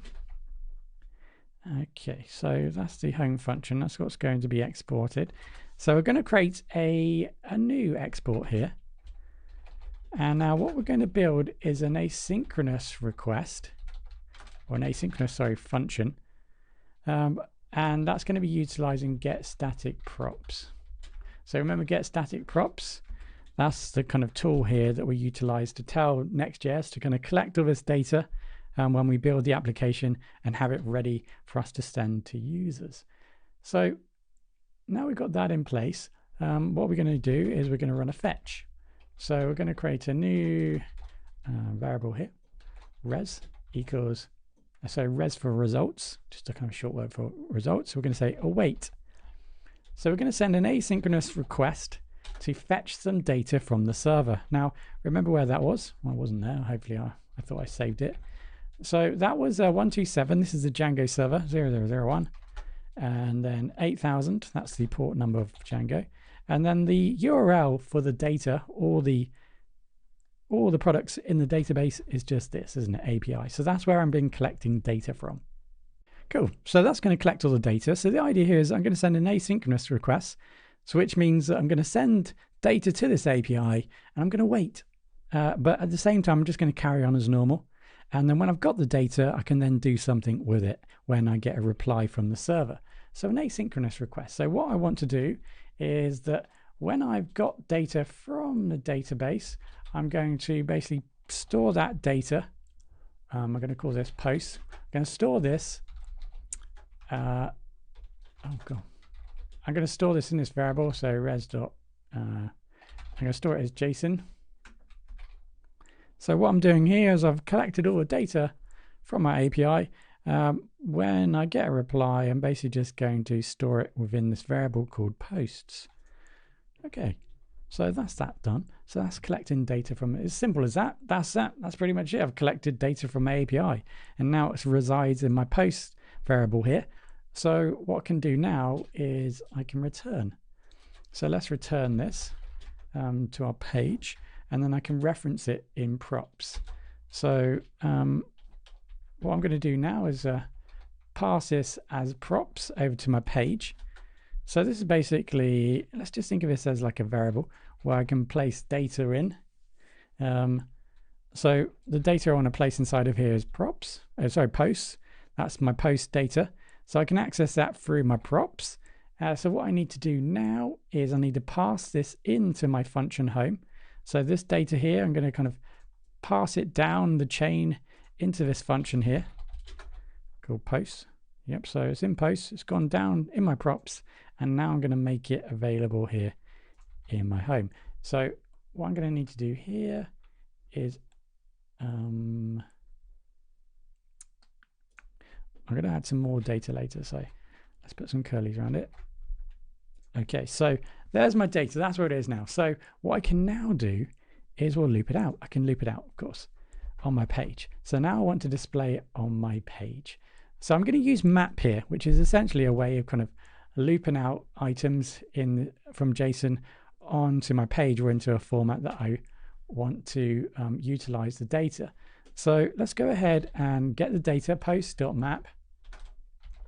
So for every time I loop round, there's 2 items, remember, in my database at the moment. So for every time I kind of loop round, I'm going to refer to it as posts. So I can refer to post when I want to collect some data from that item when I loop round. So we'll see that in a second. So let's go all spacey here. And now I'm going to need a we go. Right, so that's that in place. So now what I can do is I can now display some data. So let's go ahead and just create a p tag. Let's say post dot and then title. So that's a parameter, one of the parameters or one of the data points. So what I'll also do here, before I loop this out, I'll just put a console. I'll just do a console log here. So what I can do is I can put post in this console log, and I can then view it in the console to see what data is being returned in case I'm having a problem here. Because if there's no data returned here, I'm going to get an error here. So I may as well have a look to see if there's any data being returned. Just kind of a sanity check, really, more than anything. So here, title is referring to the fact that if we look at our model from our database in Django, obviously, I say obviously, in our store, in our models, if I go into my products here, obviously it's got a title, so I can extract all this data. Now remember, the only data that's been sent across are these parameters here in my serializer, because that's all I'm collecting from the database and sending across to my in this API. That's all I'm sending across, sorry, to Next.js. So I can obviously expand these fields and add more data from my model if I wanted to, but that's all I'm using at the moment. So let's go ahead and have a look to see if this works. So I'm just going to bring up that. So it looks like it compiled okay in the terminal, which is all good. So let's go into my web page and have a look. Okay, so we've got this problem here. Post is not defined. Okay. Oh, okay. That was surprising. Oh, because it's posts. It's not post, it's posts. That's the data it's referred to as posts. Okay, so there we go. So straight away, although it's very faint, you can see that I am actually returning the title of the two products that I have in my database. So it's actually working. So there we go. I've collected data from a database. Now, if I have a look in the Django console terminal, sorry, here, you can actually see the requests that I'm making here, or not. So these are requests here to the API. I'm just looking at the time. So these are requests that are all kind of made, which is great. So we can see the requests that are being made by, so let's just do another refresh and kind of see what happens. So there it is right there.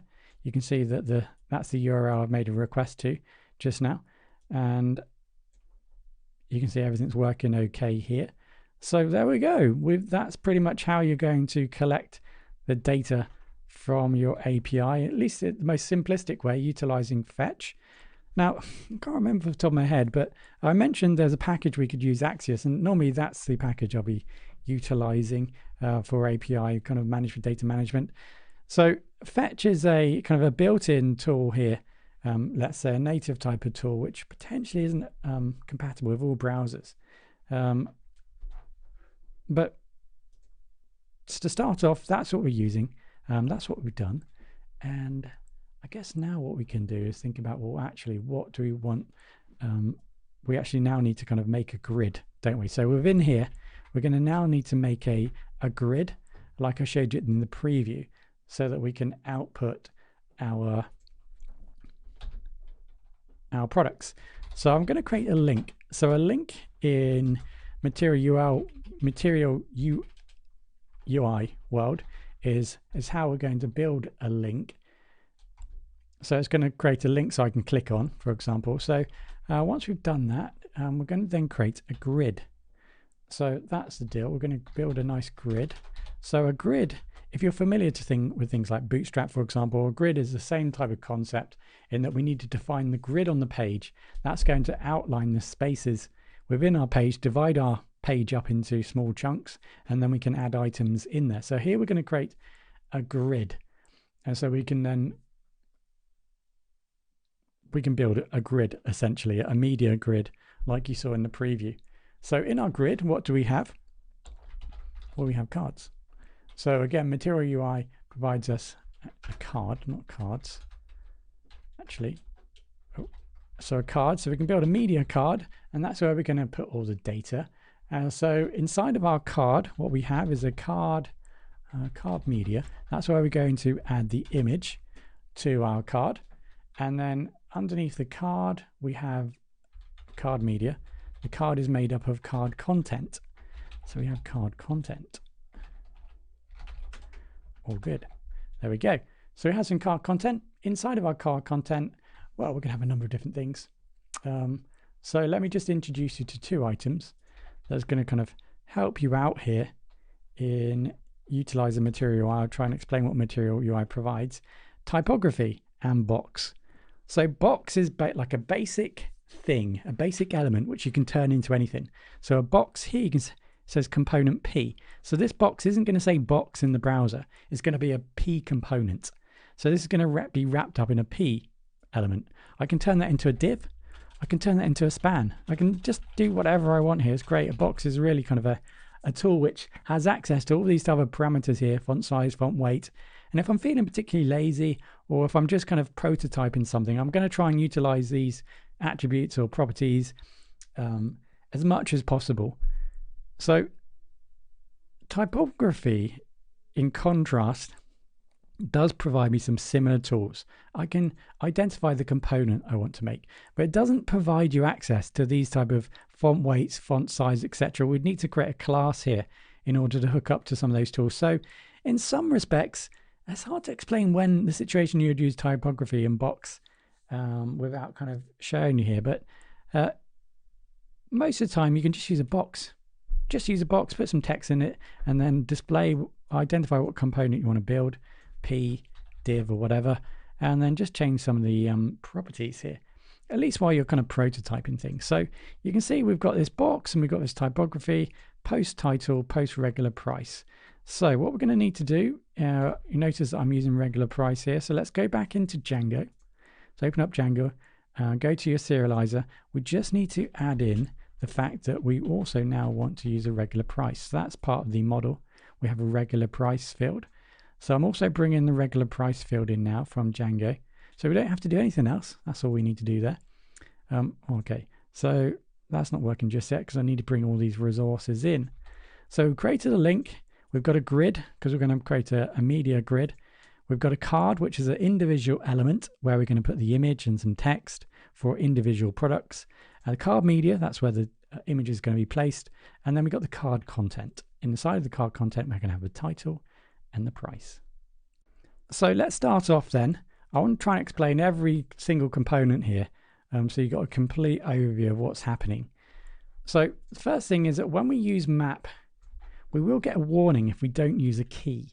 So for every item that gets looped out, what's happening here, remember we've got, say, 10 items in post, 10 products, sorry, here. So what happens, we're going to loop out these 10 items in our grid on the page. Now for each item we loop out, we want to give a key, like a unique identifier. Otherwise we'll receive a warning. So here we're going to place a key. Right, so obviously what we also need to do here, this is a link. So we need to define the link that we want to build. Now we're just going to keep it blank for now, but that's how we're going to build our link and put our link inside of here. And then we've got a grid. So what we need to do now is actually like define our grid. So what I'm going to do here is not use key there, is I'm going to define a few things. So when the screen is extra small, it's going to be utilizing 6 out of the 12 rows. So here we're utilizing a column system, a 12 column system here, like similar to, say, Bootstrap, for example. So imagine there's 12 rows across the page. I'm going to be utilizing 6 of them for each item. So this means that when I'm at extra small, I'm going to use 6 of these columns for each item, for each card. So that means that I'm going to have 2 cards displayed across the page. If I were to have 12 at a small scale, that means I'm going to use all the columns across the page to display 1 card. That means the card's going to stretch the whole width of the screen. So here I'm going to use 6. So 12 divided by 4 is 3, which means there's going to be 3 cards across the page. And then 12 divided by 3, you get the idea. I'm going to now have 4 cards. So when I get up to the bigger scale, MD, medium scale screen, when the screen stretches up to medium, which is around about 1,200 pixels wide, it will then have 3 columns, or 3 be utilizing, each card will be utilizing 3 columns. So that's going to give us 4 columns in total, so 4 cards on the page. So we'll see that in action. So that's that setup. So what I'm going to quickly do is just go ahead and add some more items to my database. So I'm not too sure if you need to see this. I'm just basically going to go in products. I'm going to add some more products. So I've got 4 products now in my catalog here. So just to show you and be able to view them on the page. So currently we need to do a little bit more before we get this started. So here we're utilizing link, grid, card, card media, card content. So these resources need to now be added into our page. So let's remind ourselves we're using box. We're going to be utilizing the container, I think, at some point. Maybe not. Okay, so it's grayed out, so it's telling me that I'm not actually using that. So card media, yep, card media, we've got the card content and card, so we're using those. Link, we've got link, we haven't got a link yet, so let's bring in a link. So link is, as you see there, link is from Next. It's not a UI, a component, a material UI component. So you can read into Next link.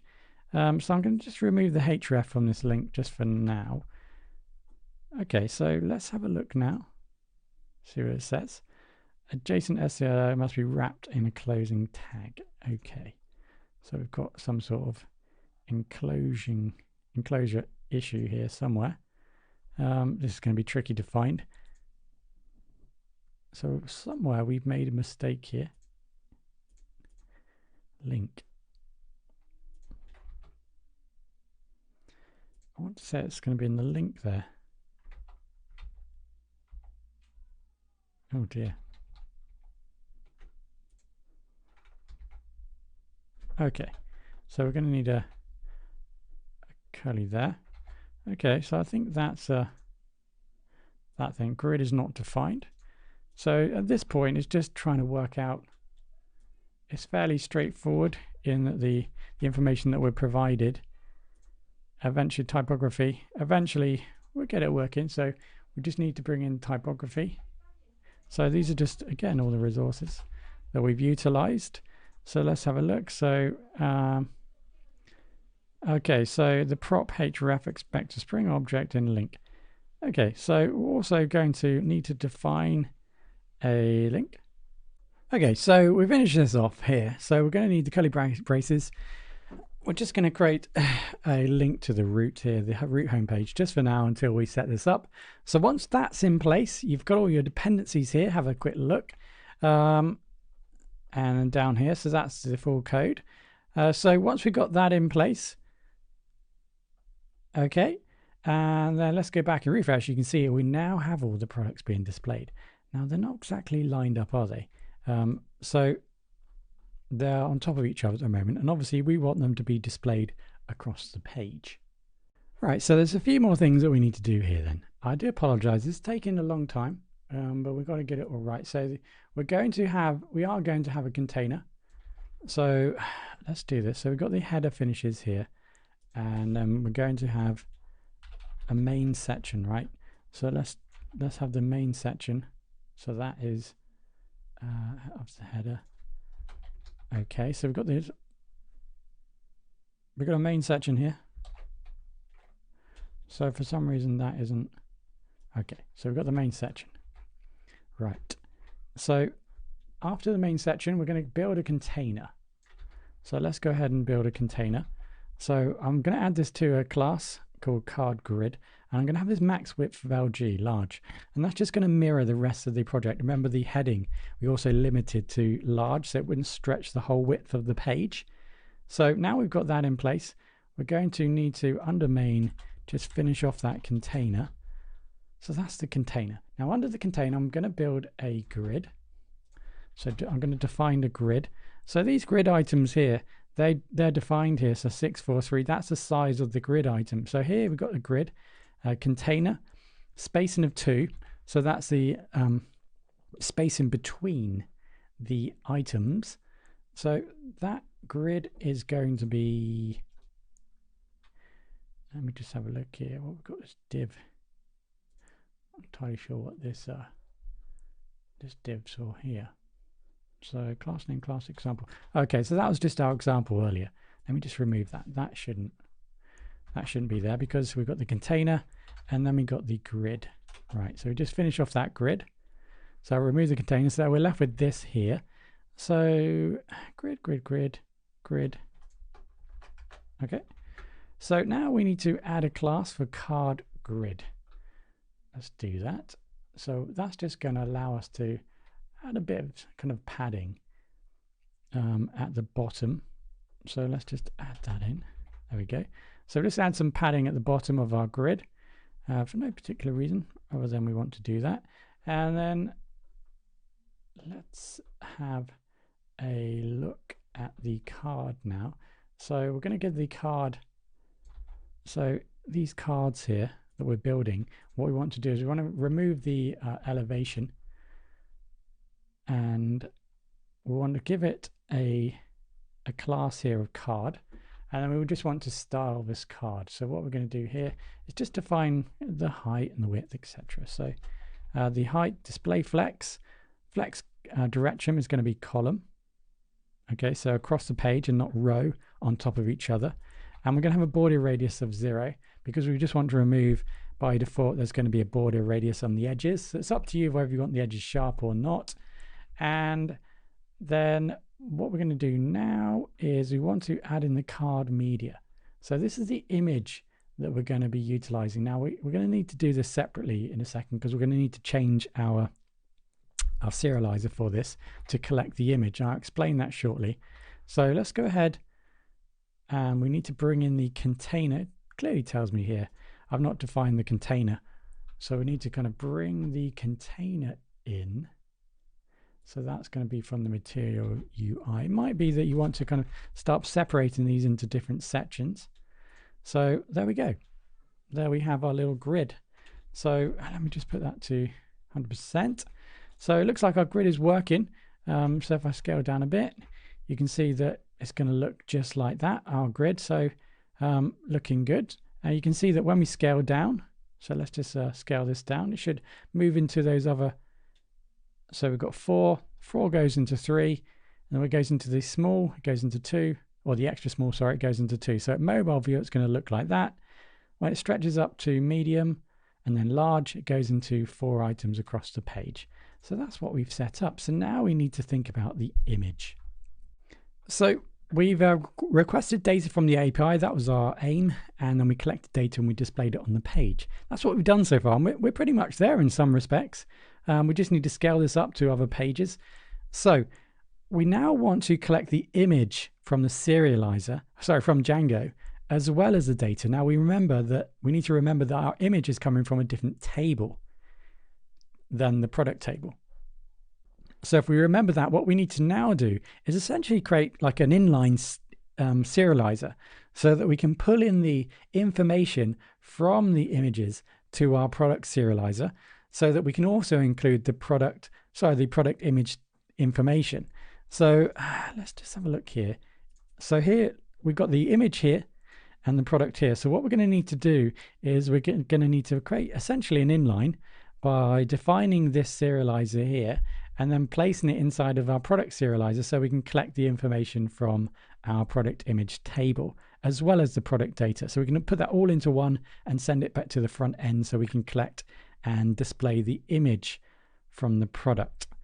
Right, so let's go back into Django and we're inside the serializer. So that is in the store serializer.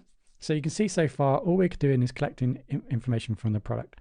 So there's a few ways of doing this, right? So if you're wondering, oh, why are you doing it that way over this way, etc. So I'll just try and show you the most simplistic way, which I think is the most simplistic way, at least, to begin with. Right, so let's just move over here. So let's go ahead, and make a new class first for our image. Why not? So we're going to call this image serializer. All right, so we're going to create an image serializer, and that is then going to be just a serializer, model serializer. Nothing crazy. Okay, so that's going to collect them information about the image. So we're using the model equals, we're going to need to bring this model in, of course. So this is going to be a product image. So let's just bring it in here. Product image. Right. Okay, so that's our model. And we just want to collect the data. So the fields we want to return is going to be the name. And we also want to include the slug. So the slug's going to give us the actual link to the image that's stored in our media folder. So that's the slug. Okay, so now we've got the two items. So like we did earlier with the admin, we're essentially just going to bring this data into our model serializer, like an inline type of thing. And then we're just going to then define that then in our fields that we're returning. So something like this, for example.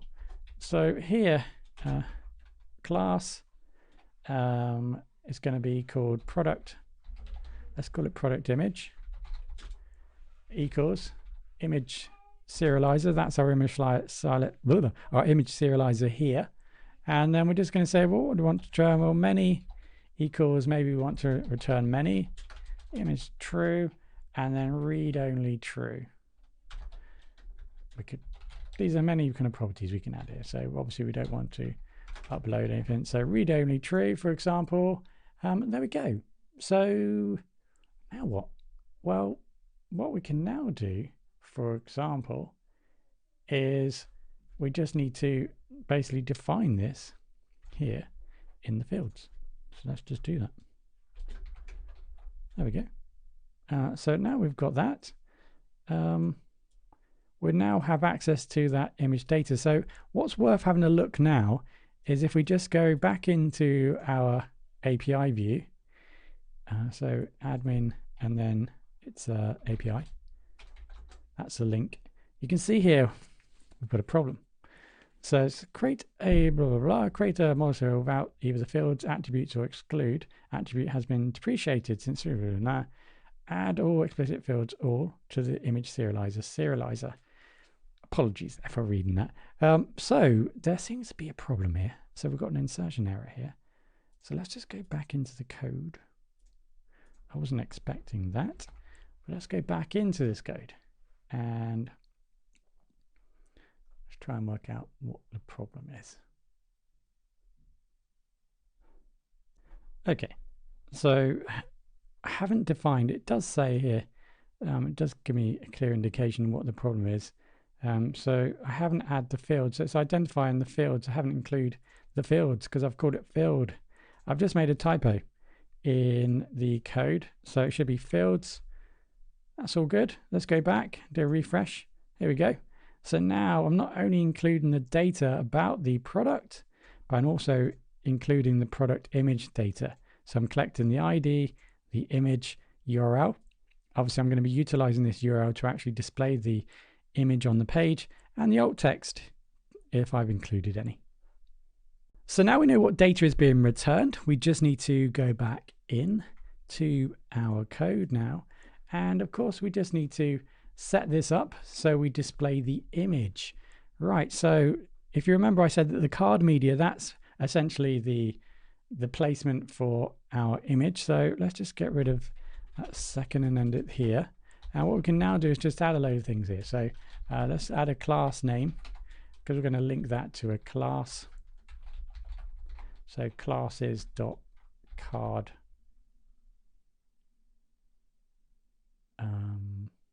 It's card media, isn't it? Card media. Yep. So I'm going to add it to a class in a bit.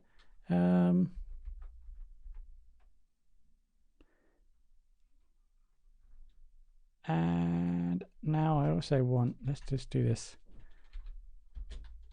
So I also want image. So I want to define the image. I'm not too sure why that's doing that. classes.card media. Okay, maybe it doesn't exist yet. Image equals, and now we want to define the image. So it's in post. Remember, the data we're collecting or displaying is from post. So post, and it's dot product. Remember, in our JSON there, we need to go into the product image, and then inside of here are the images. Now I just want to basically display the first image. So I reference the first image in that list, which is image 0, and then dot image. Okay, so that's going to essentially display the image, or the first image that's in the list. Now you might want to ask, or you might be asking, well, how do I get the item that is displayed as the default? Remember, in the images, in the table, we set up a button so that we could define which was the set the default image, for example. So we're not going to cover that in this tutorial. We're just going to grab the first image for now, and then we also want a title. So let's just format this, and it will put it down nicely for us. So we can also now add the title equal, or let's just do the alt for now. So the alt text equals, and then we just need to go into the post dot product image, and then get the first image, and then we want to display the alt text for that. So alt underscore text. So before we displayed the image, and that was the link to the image, and now the alt text, that's obviously the alternative text for that image. Okay, so let's go back. Cannot read property 0 of undefined. Good. Right. Post product image 0. So, oh, excuse me. So what this is potentially suggesting is that maybe, just maybe, there's a product I've added without an image. So let's just double check that, because that's annoying. Or maybe the server's not turned on. Who knows? Right, so products. It's the wrong one. So that's the demo one. So let me just close that, and I'll just start the actual server. There we go. So in our products, now let's just run through this again. Oh, good. There we go. Unexpected token in JSON await post. Okay. So invalid JSON response body at reason unexpected token in JSON in position 0. So if we go back and do a little bit of debugging here in our Django application, it does actually identify for me the fact that the field name is not valid in the model product image, because we don't call it name, we call it title, I think. So go back into your models, go to the bottom and have a look. So product, where's my image table?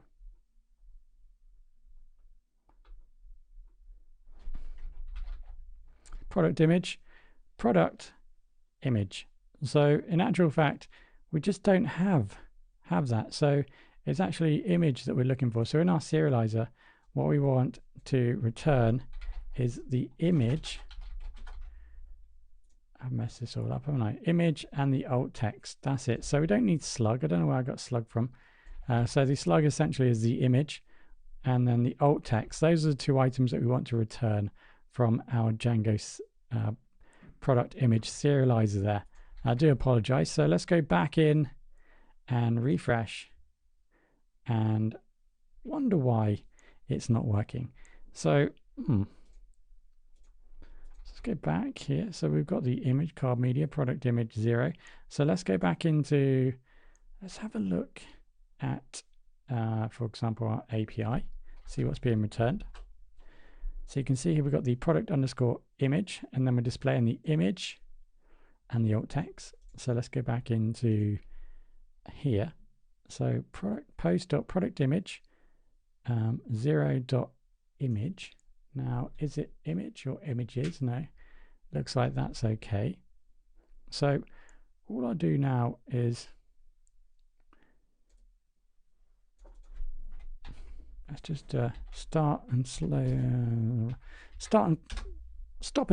it again. and then we refresh our page. It's still not working.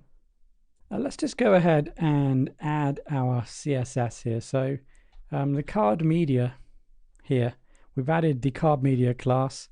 Let's go in and just add the padding at the top.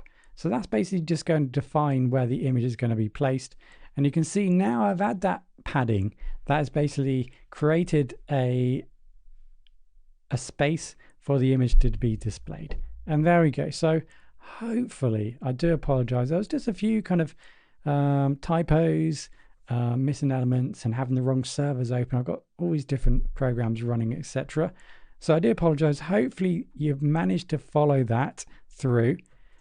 So that was the card media CSS. So this is I can't show you the whole page, but this is where we're at the moment then. So we've got the container and the grids, we've added the link and the grid here, the card media. So this is where we got so far. If you're just following the code and wonder why yours is not working.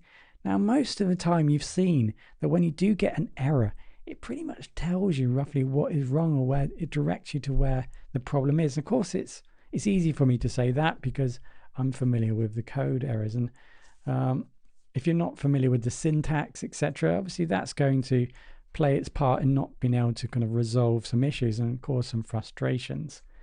So let me just show you the rest of the code. So we've not made any changes there. So things that can cause a problem here, you've seen the import's not in place, potentially not naming things correctly or on the server side. So this API really comes in handy here. This API view here really comes in handy because you can see the data that's getting returned before you start to move across. So you can kind of determine whether it is a server problem or whether it is your code that has a problem in Next.js. So that's kind of really handy to determine. So let's go ahead and just add we're not going to do that just yet. Let's add another navigation bar under here. I think there's two more kind of navigation bars we're now going to add underneath here. So let's go back into our next code here. Let's go to our header. I'm just going to finish this header up. So let me just bring in everything that we're going to include. So far we've got the top app bar and then the second app bar that we've added. So we're going to add another kind of app bar under that, which is going to be the menu list. So I add that in. So have a look at this code here. So app bar, we're going to call this app bar secondary, toolbar, list. We've got some list items here, which I'm just going to remove for now till we add those in, because I've just copied and pasted this across from the main app that I developed first. So that's everything that we need right there. So we're going to need to add in the app bar secondary. We're going to need toolbar secondary and the menu list style. So let's just add those in. Toolbar secondary first. Okay, so back up here then, underneath the toolbars, toolbar secondary, I'm just going to add some padding and a minimum height. And then for the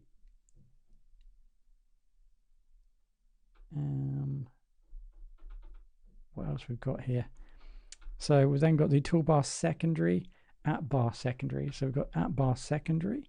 So let's just bring in that code. So just copy that in. So this is just going to be the background color and text color. So that then produces an error because we need to bring in the list item. Apologies, there's loads of stuff going on here, right? So let's just bring in the list. Bring that in. List from Material UI core list. Okay. Don't worry about this yet. You can see it's grayed out because they're not being utilized yet. That is not a problem. We can just remove them in a while. So that adds that list item in. So let's have a look. So you can see we've got this nice sort of gray bar now. And then we're just going to have a final bar underneath that for promotions. So let's just put that in. So this is just going to be a small kind of app bar underneath there. So at the bottom here, underneath that app bar, let's just add that in. So this is going to be at bar promotion. So we go up to the top, we'll just add in the toolbar promotion styling. And then in addition to that, the at bar promotion styling. So this styling is going to be slightly different because we want to add some padding underneath. So here you can see we've added a background, the color, and this time we've got the spacing underneath. You'll see that in a second. And what we've also done here is just to showcase how you can change the styling at certain widths. So here the max width is 600. So when the screen is below 600 pixels wide, you can see that the spacing is going to be different on a mobile view. So let me just show you that. So you can see the spacing now here. If I go into a kind of mobile view, you can see the spacing will get reduced. There it is, right there. So that's what we're doing. Happy days. Right, so that's that in place. It's starting to look a little bit like a store. So let's do some other styling. So let's go into, for example, our style and global CSS. So here we're just going to add or import from Google. We're going to import a font. So if you don't know how to do that, let's quickly show you. So Google Fonts. So I've selected a font. Nuno. I think it's this one here. So I've gone ahead, just added the styles that I want to add. So the regular 400 and then maybe the 700, etc. And then I use the import here. So the import, I use that, I copy that across, and then I refer to that as font family to actually utilize the font. So go back into my code. You can see I've added this in, Nuno Sans in actual fact, Nunito Sans. So I've imported that in, and then I've added that to my HTML body. Oh, hello.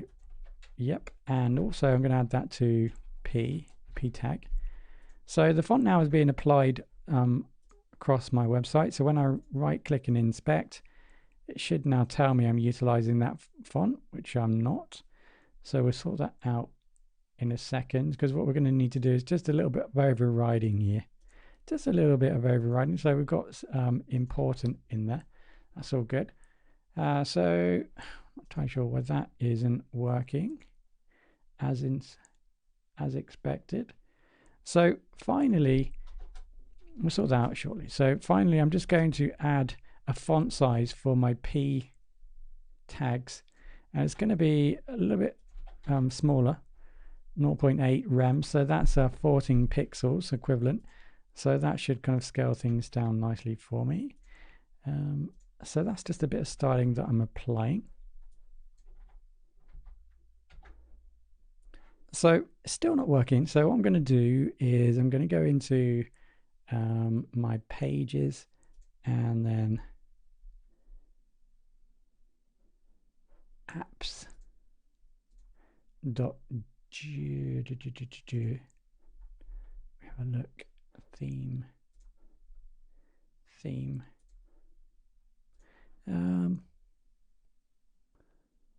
So I need to include it here. The reason why my globals isn't working, because I don't actually have them. So inside of my app.js, I'm going to just bring that in.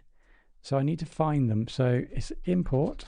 So this page here, I need to go out of pages and then into style. So import, let's bring it in. So // out of that folder, and I need to go into styles, and then I need to bring in global. Oh, it's not coming up. Globals.css. There we go. So I just need to bring that in to my project. That's why the globals aren't working. So I'm going to refresh and then just right click inspect, and then hopefully you can see it's now utilizing this font here. That's the font I just incorporated. So there we go. So that's that incorporated into my project. I'm now utilizing a different font. So just to remind you, I am zoomed in here so you can see the page as you might view it on your screen. So this is my actual kind of size here that I'm looking on in this viewport here. So There we go. So that's a little bit of font there. So we've got that set up. So now we need to move ahead and click on this item so it can take us to an individual page. So hopefully you've been able to follow along so far. I do apologize in that section. It got a little bit bitty there. There was a number of problems, and I'd prefer just to show you the problems so you can see how potentially to resolve them, rather than me just giving you a step-by-step process and it just working first time. It may seem a bit kind of counterproductive, because if you're not familiar with the technology, maybe you're not going to be then familiar with trying to resolve these problems. But this is the bread and butter almost of development. You're going to need to solve problems because you're going to have lots of them, and you're going to be spending a lot of time fixing problems. So we may as well do this in this manner to try to give you some experience fixing problems, as well as just coding something out. So next up then, we're going to have a look at the individual product page. So there's a few things here that we're going to need to do, which is a little bit different to what we've done so far. But it should be a straightforward process of collecting data. Now we are going to go into Django because we're going to need to set up an individual view for this, because at the moment we've got a view which returns all the data in the database. So now we need to create a view and a serializer potentially that just returns one item from the database. So in actual fact, we may as well just start in Django. That's probably a better idea. So let's just close everything down here so we know where we are and what we're doing. Right. Okay, so the server's on. Right, so in our store, we're now going to add a new URL, which is going to point to an individual item. So I'm just going to copy this in and explain. So you can see here what we've done is we've just extended API, and now we're going to create the ability to add a variable essentially here, a parameter that we can pass across to the view. So slug is referring to a type of data, a data type, which basically doesn't have any spaces and any words are separated by dashes. So we're going to reference this data. So that's a data type. This is kind of a reference point, or the variable name, if you like, called slug. And we're going to use that to pass across to our new view that we're going to build. So let me just show you what is happening here. So here we've got API. Remember, now what we're going to do is we're going to type in, for example, this item's called boots 4. It has a slug. We don't have slug yet here, but it's going to have a slug, say, of boots 4. So the idea is I'm going to capture this word boots 4.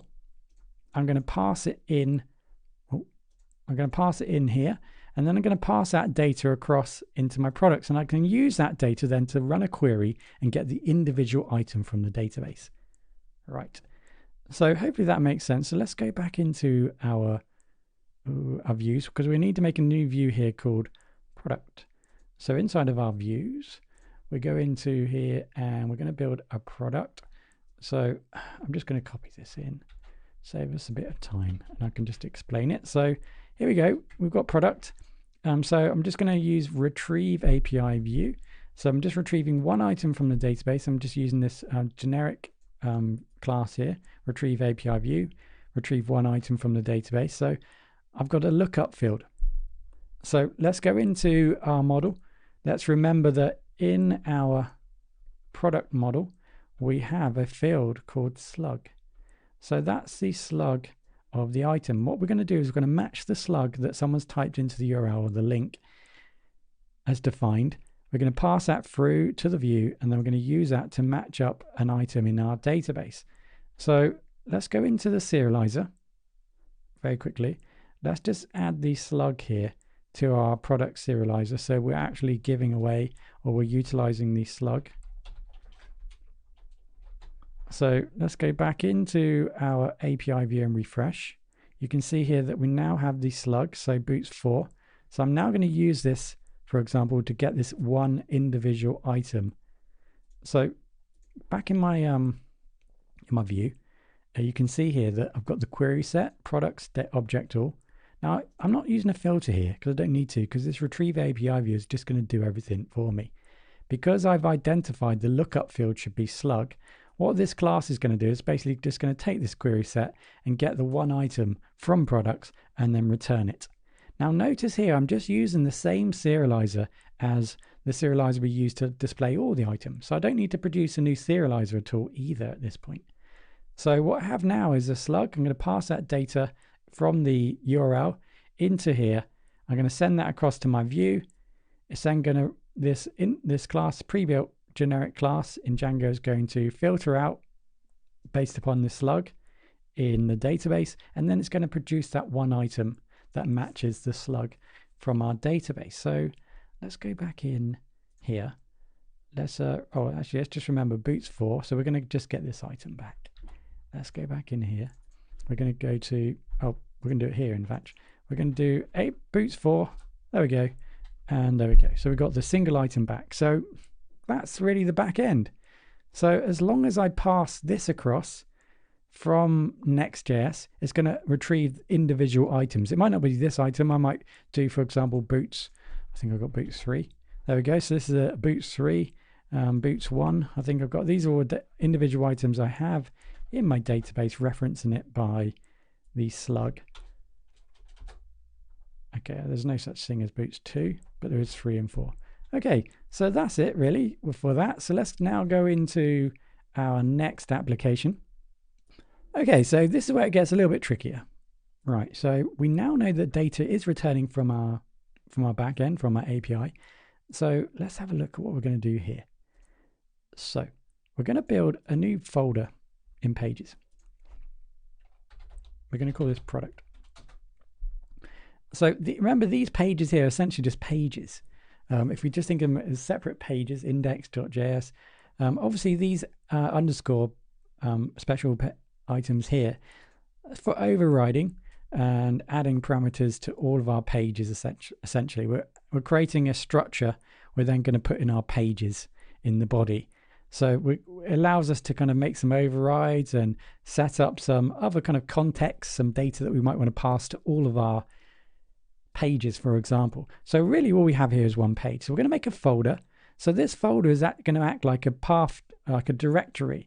So here, for example, I can access that folder by doing /product, and then I can access that folder by doing that, then whatever files inside of it. So it works like a normal server in that what I can do is I can put an index page in it. So let me just move this index page. I'm going to copy this into the products page. Now I will need to change this link because I'm gone down. So let's just see if that works. So product /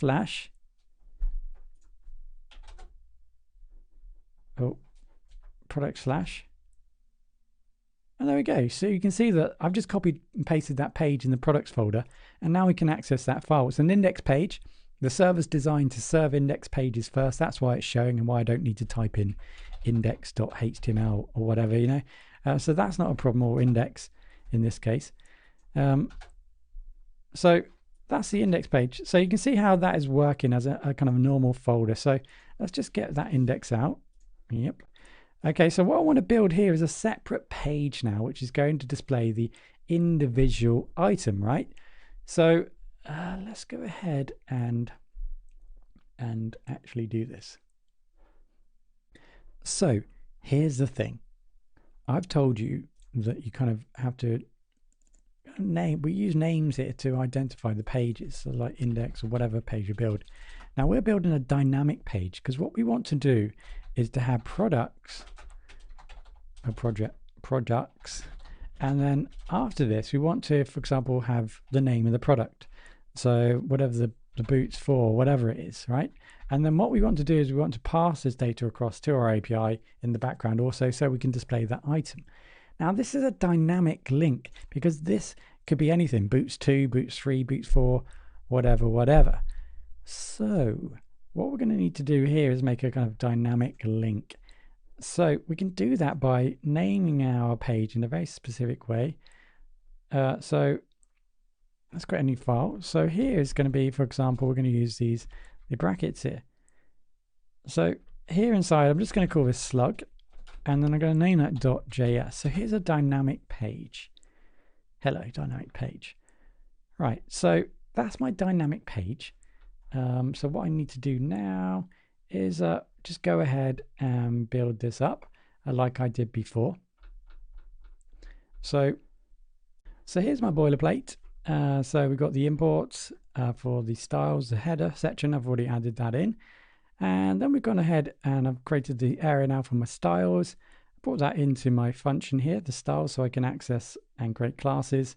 And I've got the header, as I said there, and I've got the export. So that's my template now for the slug. Let's start off by actually bringing in data in a kind of simplistic way. So we're going to bring in our export to our get static props. Let's just finish that off. So that's our props, and obviously inside of here we're going to bring in, we're going to fetch our data. So what data are we going to fetch? Well, what we're going to do here, you can see what we're doing here. Like before, we set up this variable results. We run the await fetch. Okay, so this is an asynchronous request. And you can see what I'm doing here is I'm sending a request to our API, and then I've got this $params.slug.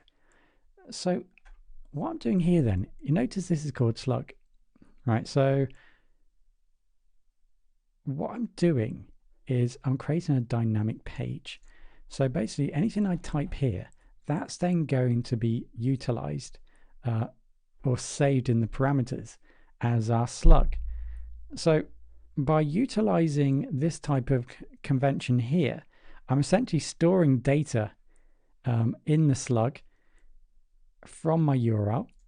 So in this case, this here is being saved or being extracted from here, so it can then be utilized and as a dynamic kind of link to my API. Because remember, here I want it to say boots 1, boots 2, boots 3, boots 4, etc. to get that individual item. So here I'm creating a dynamic link. Stage 1, I name my page in a kind of this type of format to create a dynamic page slug. In this case, it could be ID, it could be something else, right? So then that's going to essentially allow me to capture this data here, and then I can pass that into the parameters here, slug. So I get the params. So this allows me to kind of collect this data, and then I get that data slug. So it's referenced as slug. So now what I have, if I were to type in ASDSD here, or let's just do boots 3, obviously that is now being passed across, and I'm utilizing that to now create my link to my API, which is going to collect that individual item. So you'd imagine what will get returned now is that individual item. So I can go ahead like before, like the previous page, and just save that information inside a post here, excuse me. And now I've got that, I can just basically return it, right? So let's go ahead and let's return it. So return my props, and I can pass these props over to my function, of course. So post, there we go. So it's reference as post. So I go back into my product here, post, and then you would imagine at this point I could just do a console log. So let's just start off with a console.log, and that's going to be post. Got a big microphone in the way. Right, so there we go. So that's the flow. That's the flow that we utilized last time, but this time with parameters. So I guess we should give it a go. So let's try this. What did it say? Module not found. Cannot resolve components header. Oh, okay, so that's one little problem we need to resolve. So because we're in a new folder, we've gone down a directory, so we just need to add that path. So ..dash means that we just go out of this folder, go out of the pages folder, and then go into the components folder. It just allows us to traverse the folder structure. So now we've got that in place. Okay, so now we've got the get static paths is required for dynamic SSG pages. Right, so this is the next step that we need to go through. So I'm just showing you a simple example here, but what it's saying here is that we need to use get static paths. So because we're using dynamic links, let's remember what's happening here. When we build this next application, it's going to pre-build all the pages. Say we had 100 pages here on our application in our website. When we click on create next app, before we deploy it on our server, it's going to basically collect all that data, build all our pages, and they're there. They're static pages which we can serve to our users. Okay, the problem is here that unless we explicitly tell Next to actually make the page. It doesn't know anything about dynamic pages. How does it know about dynamic pages? Pages that we've not told it yet what to find. It has no idea at all. So essentially what we need to do here is we need to use get static paths to actually tell to tell Next what pages to get when it deploys. So at build time, what pages to actually collect. So we need to tell Next when we build the application before we deploy it, these dynamic pages, that's what they refer to. We need to basically build a list of them. So we can build a loop and collect all the pages, and then that will then tell Next what to collect, or we can just build one up manually. So let's just build one up manually. Hopefully this makes sense to you. I'm hoping I don't need to draw a rubbish drawing for you here. So let me just tell you one more time. I do apologize. You can forward it a bit here. But okay, so what's happening here is that you've seen before that Next.js, when we actually deploy this application, before we deploy it, we build it before we deploy. When it builds, it's going to find all the pages that we've defined in all the other pages here, and it's going to collect them all and pre-build them. And then it's going to serve them in a really kind of quick way to users when they go to those pages. So we don't need to build anything, they're already pre-built. So when we make a dynamic page like this, where Next.js doesn't know what pages to build, because it's a dynamic page, we actually have to type something in manually to get that page. When it doesn't know that, it can't pre-build them. So the problem here is it's saying, well, I don't know what to build. So you're going to need to tell me what to build for dynamic SSG pages. So we're going to need to define get static paths.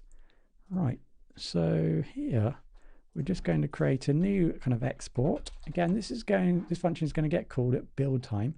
So async, so that we can keep running while we're waiting. So we're going to use get static path. It always confuses me when stuff comes up and it's not what I need. Get static path. There we go. So we're going to use get static path here. And what we're going to do in this instance is just tell. So here we could run a loop of all the pages. We could do that, right? But we're not going to. We're just going to give it, just say, for example, one parameter. So we say paths and then params. And then what we can do is just say like slug. So the first slug, remember we're referring to this as slug here. So this is matching this here, this parameter. So one of the slugs that you might get is called, what's it called? Boots 3. That was one of them, wasn't it? So boots 3, yeah. Slug boots 3.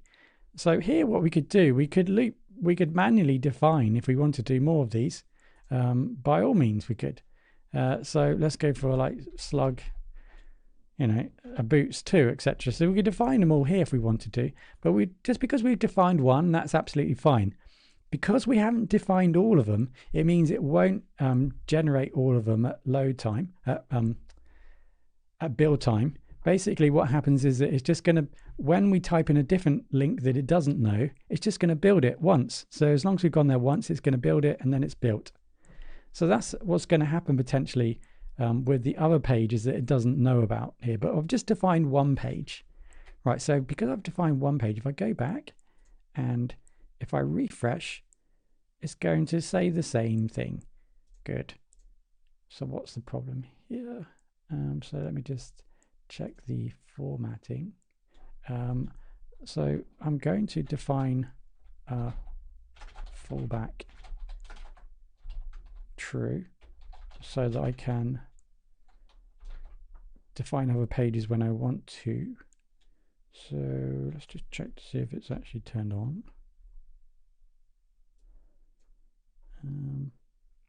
So let me turn it off. Let's run the server and build. So I've stopped the server, Control C, and I built again. You can see that it's compiled okay. You can see it's I'm trying to pre-build my page here, build page / product compiling complaint is required. So get static paths and is missing for /product/slug. Okay, so it looks like I've got an issue here because I need to type in product here slash. So my URL was actually wrong here, and that's potentially the problem there. So I've changed that. I'm going to close the server down again. I'm going to rerun the server.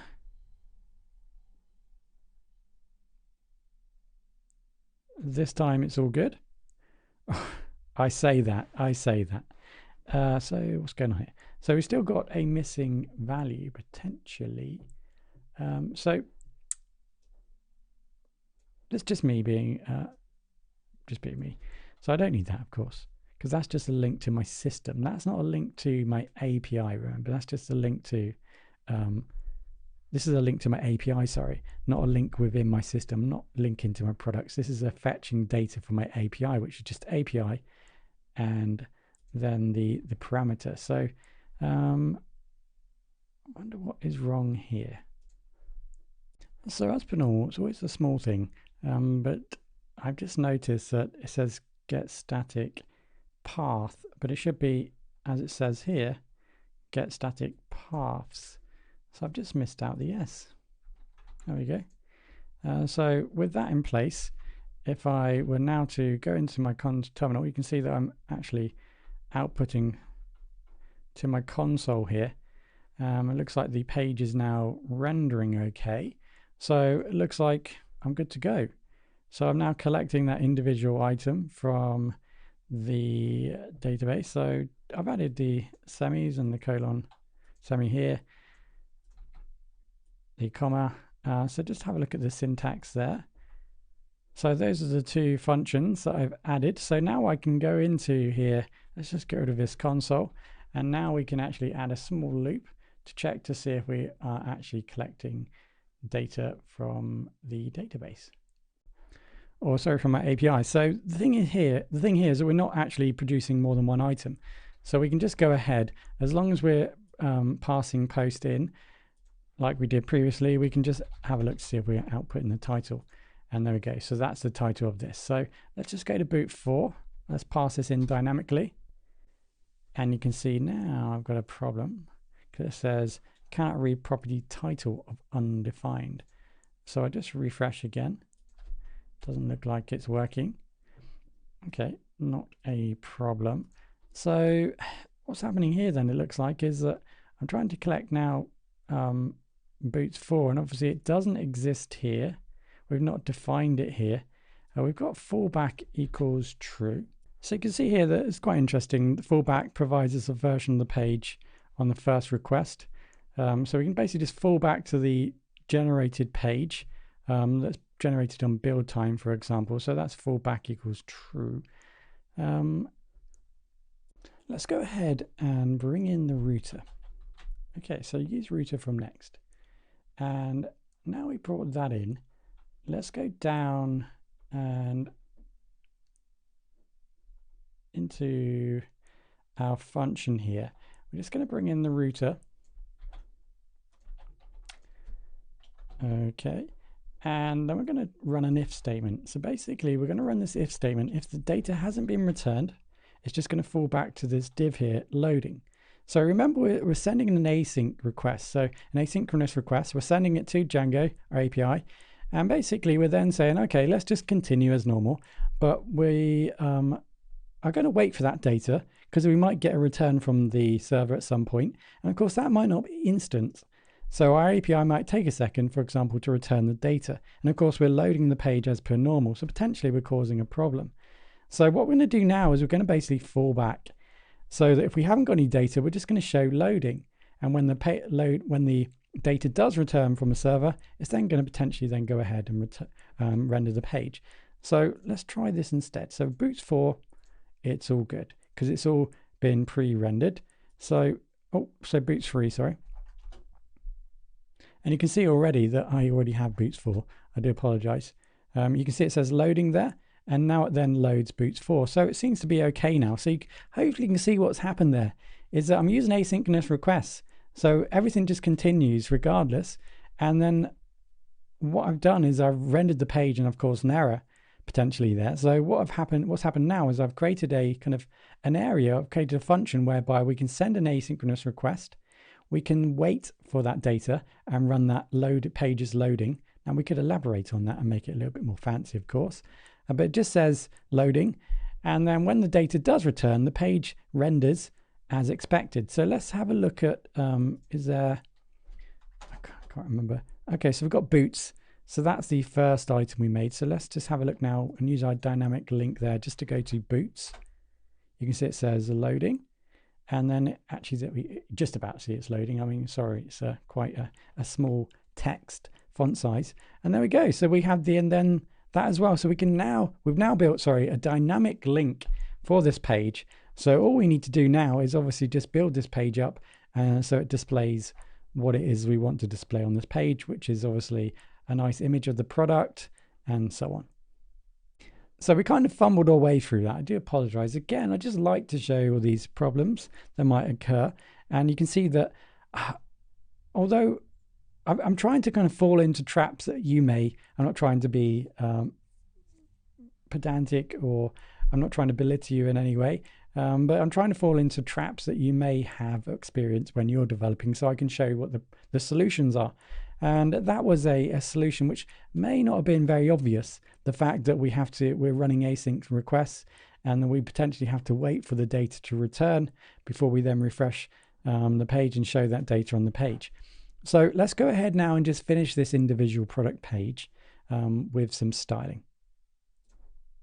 So this is a good time to show you the head. So we're going to import head from Next. And you'll see that in the document, for example, we've got this space here, head, and also in the app here, we've got this head space here. And what we can do is we can kind of override. So you can see here in the app.js, it says title my page. So pretty much on every page, on every tab, you can't see this, my mouse is kind of pointing up. But if you look at your tabs where your page is open, it says my page. Now, obviously, we don't want that. We want it to show something else. So we can override these app elements here. So we do that, for example, here in this slug by bringing in the head. And then what we can do is then just define a head section in the return. So here, maybe before the header, we add in our head and the title override, which is going to be the post title. So now when we go to the page and refresh, it now says, it's gone from my page to boots. So it now says up the top here, boots. Sorry, I'm not showing you the tab, but it now says boots in the tab. So you can see that that has been overridden.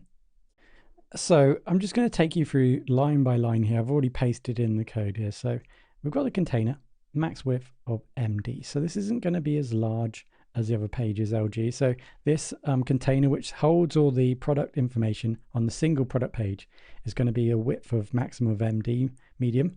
And we're going to create a grid. So we're going to use a grid system, because what we're going to do is we're going to have 3 sections in our grid. The middle, left, and right. So on the left-hand side, you saw in the preview, it's going to be like small miniature images. The middle one's going to be the big image, and the right-hand side is going to be the product information.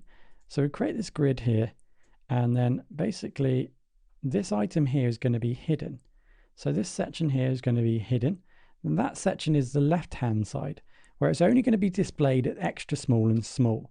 So this hidden is starts and ends here and here. So that's only going to be shown at these screen sizes. So that's a good example there of how to hide things. Now then I've got a grid. So I'm going to build a simple grid item. So it's going to take up one of the grid, one of the 12. So it's one column large. When it's small, I don't need that actually, because that's going to be hidden anyway. So from small upwards, so medium, large, extra large, it's going to be one column of 1. And then here we then add paper. So this is just another element here in Material UI that allows us to kind of add something like a paper, a space where we can add something. And you can see what we've done here is we're going to map the product image. Now remember, the product image, or the images, there might be multiple images in the product. So we need to kind of map those out. We need to loop those out. We need to get the data from post image. We need to run map. So C is like the data ID. So we can set up this way if we want to. So let's not complicate things. See? So let's just call this C.ID. So we've got the key there from this data. And then we can go ahead and create another paper item inside of here. So elevation 0 again. This is just basically just going to show the image. So this is an image tag, and then we've got the product image 0 image and alt post product image 0. So obviously every time we loop round is just going to show an image. There's only going to be one image there, so it's going to be product image. So image 0 alt tag, and then we're going to give us a class of image. So here we're just basically displaying the image. So for each image, we're just going to loop through and display it out on the page. Right, so that kind of concludes that paper and that div here. But then that's hidden at small size. So now we have this grid here. So this grid here, you can see it at small scale, it takes up the whole width. And at small, in the mobile view, it takes up the full width. And then it goes to 6. So this is the middle item. So this middle item will just basically show an image in the middle of the page. So we have a paper here. Again, we're using paper, and inside of that, we're going to have an image. So you can see here, we're going to have elevation of 0 again. We've added a class, which we'll explain shortly. And then we've got src, that's the link to the image. And then the alt text, and then the class name for that. So that's the middle section, the grid. And then we have the right-hand side of the grid, which is going to be 5. So 5 plus 6 plus 1 is 12. So the first item in our grid was 1. So these are the 3 items in our page, structured left to right. There's going to be another paper item here, elevation 0. And we're going to create a box here for some text, which is the title, font size 18, font weight 400 component. It's going to be a H1 component. And then we have a P component, font size 22. And then that's the price. And then we just have some other text here. It's just freestyling at this point. That finishes off that grid item. That's the whole grid element right there. And then that's the container. So that's the setup for this page. Hopefully that was useful. I didn't want to go through that step by step, although I took you through it step by step. Hopefully that was useful. You can type that out if you like. Now, obviously, we're going to need some styling for this and some items at the top here. So let's just go ahead and bring in everything that we need. So just like that, of course. So we're going to need the head item, the use router, like I've shown you before, the header, that's the header of the page, the container item from the UI, the make styles, so we can bring in our styles from that other page I mentioned. We've got paper items, we've got the grid, we've got box, and we've got hidden as well. So those are all the items from Material UI that we're going to bring in. And now we need the styling. So I'm just going to copy the styling in. So have a look at the code repository for this. If you don't want to type this in yourself, of course, there's absolutely no need to. So use styles. Where's that? So it's right here. So what we've got here. So you can see that we got paper, padding, theme, spacing, paper image preview. I don't think I'm even using that. Paper image. So you can see I've got an app media. So when it gets smaller, the margins, I just remove the margins when the image, the center image gets to the mobile view. So -20 either side. And then the rest of the time, there's a margin on the left-hand side of 25, a border radius of 0. So there's no curves in the top, right, left, bottom, and right bottom in the edges. So no curves at all. And we've got paper right. So I've just added some more padding, etc. here, and different padding when it's at a smaller size. And then the image is max width of 100. And that's it really for the styling. So let's have a look. Classes is not defined, apparently. Where are we? Paper class name. Classes dot paper image preview. Okay, so this is on line 67. So class name, classes dot paper image. Okay, I think we've got a bit of a 67. Paper class name, paper image preview. Okay. So did we bring our classes in? I don't think I'm not too sure if we are. So we've got the router. I've taken this out of order slightly. So function, we've got, let's just let's bring this up. And there. So we've got the router. So bring in the router, and we also need to bring in our styles. into the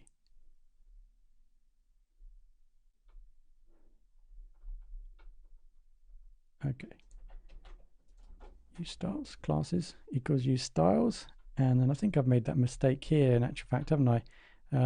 Use styles, blah blah blah. Okay, so that's that. Okay, so use styles here. 1 second. Okay, sorry, I've seen what I've done here. I've just added the style in the wrong place. My fault, my fault. So this, so in the function includes the bring in the styles and the router. Of course, it's just here, isn't it? So that's the style. So it's outside of the function. So with that in place, I do apologize. Hopefully that was obvious there to solve. Let's go back in, and there we go.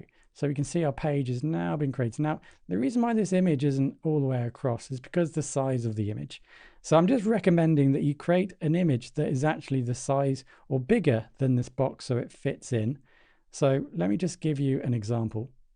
So if we just go into the project here, the images are obviously going to be in your media, wrong place, in the Django folder, media images. So let's just take an image here. Let's just go with this one here. I'll just right click this and use this crazy application here called Paint. Oh no, I can do this with Paint. Even better. Even better. Let's open this up with Paint. God, it's like I never opened up an image before. Edit.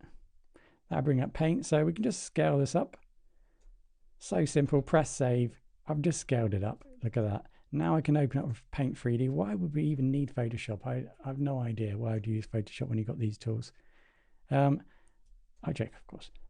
So let's just fill this in with, I messed it up, haven't I? Let's fill this in with a color, press save. So that image is now being scaled up. Hopefully it's this image here.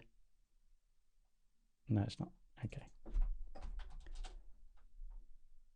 There we go. So it's this image here. You see it's nicely scaled now on the page. So just make sure that the images are big enough to fit in here. Again, this is just some smaller things that if you're familiar with styling, you'll know how to kind of manage this more effectively. So another thing I want to do here is just add another image just to show that is working. So let's go into our admin area and let's go to products and just go to product groups 4, say. Let's just add another image here. So just to show that it is actually bringing up other images. So I'll add, say, 3 images. So press save. Let's go back into my boots. It was boots 4. So this is now looping all the images here. Oh, it's actually only showing 2. That's interesting, right? So boots 4. How many images have I got? Oh, I only got 2 images. That is why I've selected 2 images only. So let's just add an image here because maybe it was the same image. That's not the reason. That's not a reason. So save that, refresh, and another image. So you can see what's happening there. Obviously, we're going to need build some sort of facility so we can click here and then view the individual images. And of course, go ahead and just resize your images so they fit in this block like that. And there we go. We have the individual page. So we could add some more data here if you wanted to. For now, we're just going to outline the shapes here so that we can build upon this. And that's the individual page. So let's go back to the home page because now what we need to do is link these pages, these products to that individual page. So that should be fairly simple because we're grabbing the slug from these pages. So let's go back into which is going to be the index page. And let's go back into our link here. Now, before you remember, we were just linking to the home page. This is in the index page. So what we want to do now is we want to link to the individual pages. So that's just going to be a case of extracting the slug. So let's do that. So we're going to create a link now to product slash, and then I'm going to use the encode URI component. So let's just do that. Encode URI component. So it's just a kind of a wildcard. I'm going to now explain what this is so you can have a little look at it.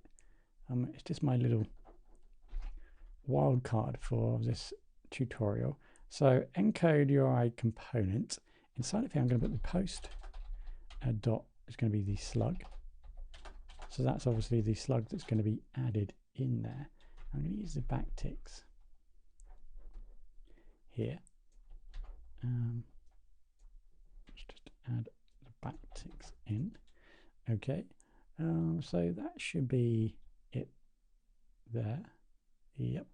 Okay, so that's the URL or the URI completed. So we created that. So that's just the post slug. So product / post slug. So let's go back into here and refresh, and click on my item here. It takes me to the individual item. There we go. So I now have links to the individual items. So there we have it. The individual product page is now completed to where we need to get it to for now. So obviously in the next tutorial, we'll go ahead and maybe just expand upon it. We need to add a button so we can add it to the basket, etc. So we'll set all that up in the next tutorial. But for now, let's move on to the next component, and that's going to be show categories. So now we have all of our products. We can show the individual products. So now we need to be able to click on category so we can see items that are in that category. This can be fairly tricky, and how I'm going to show you this isn't the way I want to take this forward, but I want to show you from the ground up what's going on here before we start moving and abstracting code away slightly like we do with the components, etc. So let's bear with me and let's just follow this process. So now we're going to create a new folder here. We're going to call this category. So inside of here, we're going to just copy this slug over to, no. We're going to copy the index page because that has all the code to kind of loop through products. So we might as well reuse that. So I'm going to copy index, go to category, paste that in there. I'm going to rename this to slug because we're going to use a dynamic link slug. There we go. So depending on what's shown on this page will depend upon the actual the category, right? Whether it's boots or shoes or clothes or whatever.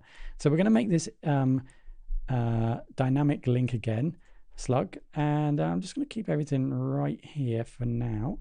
Except I just want to extend the header because I'm now in a separate folder, so I can traverse 2 folders to get to components and header.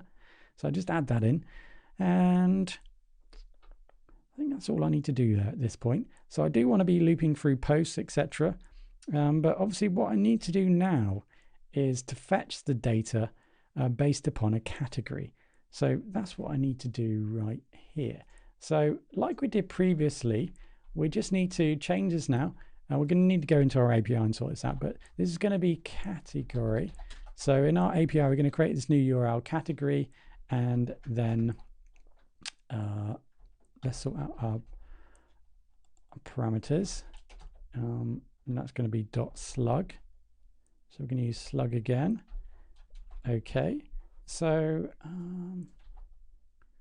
let's just use the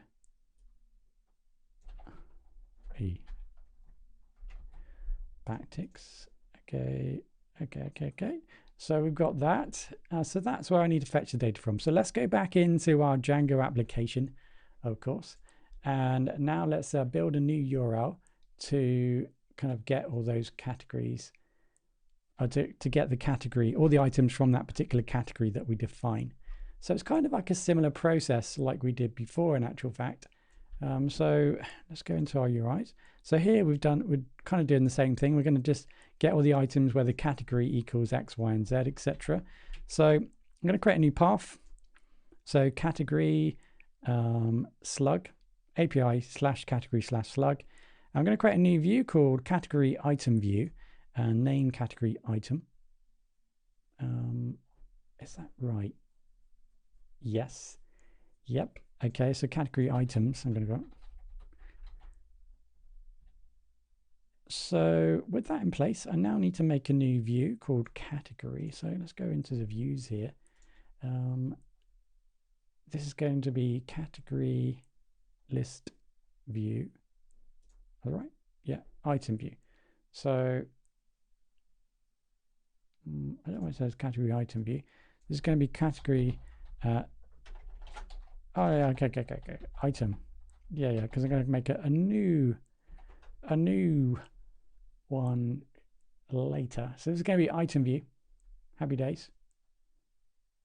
So what I need to do here then is I need to make a new class then in the views. Okay, let's do this. Class, and it's going to be category item view. Okay, and that's going to be utilizing the list API view. So let's just bring that in. List API view. Okay, so now we've got that in place.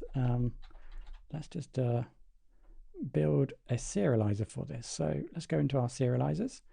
So we want to build a new serializer. I'm going to do it up here. So what we're going to do here then is just build a simple serializer, potentially, which is going to produce all the information that we've got earlier, but also, yeah, that's pretty much it, isn't it? We want to basically return all the product information, don't we? Let's make it as simple as that, right? So we could potentially just utilize this serializer right here to do what we need. So yeah, let's give that a go, I guess. So one thing that we probably might want to bring in is the category here. Hello. So that we can, yeah, let's bring in the category right there. So that's an item foreign key within the product table. So let's go back into our views and let's sort this out. So there's a bit of overriding we need to do here, because we know that we're going to be utilizing the product serializer. So that's going to be the case because we want to produce the product information. So what we're going to need to do here is we're going to create this function called get query set. So we're going to override the query set. Now what we're going to return here is the models. Now sometimes what you might find is that when you refer to just say product, let's just give it a go. Let's give it a go. I'll show you the problem. Product dot objects dot all. Let's just try this. So I've just did all for now. I just want to show you. Let's just run this and see the problem that occurs. See if we can replicate the problem. All right. So let's go in to our API category. And let's call our category boots. And this is the problem. We return type object product has no attribute objects. So this is a problem that you may come up with, and you can spend hours on this problem because you ask yourself, well, why does that happen? I could run something else, for example, categories, and this wouldn't happen. Well, it's just how you're referring to the model. Let's keep it nice and simple and say that. So if, for example, I were to be more explicit in how I call the model, so from dot import models, and then down here, I would call it return models dot product object all. So I'm just referring to it through models, being more explicit. If I were to now go back in and refresh, we don't seem to have a problem. So what we returned here is all the products that are associated to the boots. So category 4, category 4, category 2, category 4. So that's interesting. This item here is in category 2 and it's being returned, which probably isn't meant to happen, right? So let's just go back into, let's just double check this. So let's go into our admin. Let's go into our products, and this is where we can customize, of course, and show the categories that they're in. That would be really useful, wouldn't it? Well, I think they are all in boots. So this is part of shoes, in actual fact, which potentially what's happening here potentially is it's traversing the connection. So it's not just showing me boots, but it's showing me shoes, which is part of boots. That could be a potential problem that's happening there that we need to kind of deal with. Oh no, sorry. What am I talking about? What am I chatting about? Of course it's showing everything because I'm saying all. Of course it is. I haven't done this yet. So anyway, now we know how to collect this data. So now we need to run a filter. I do apologize. It's getting late here.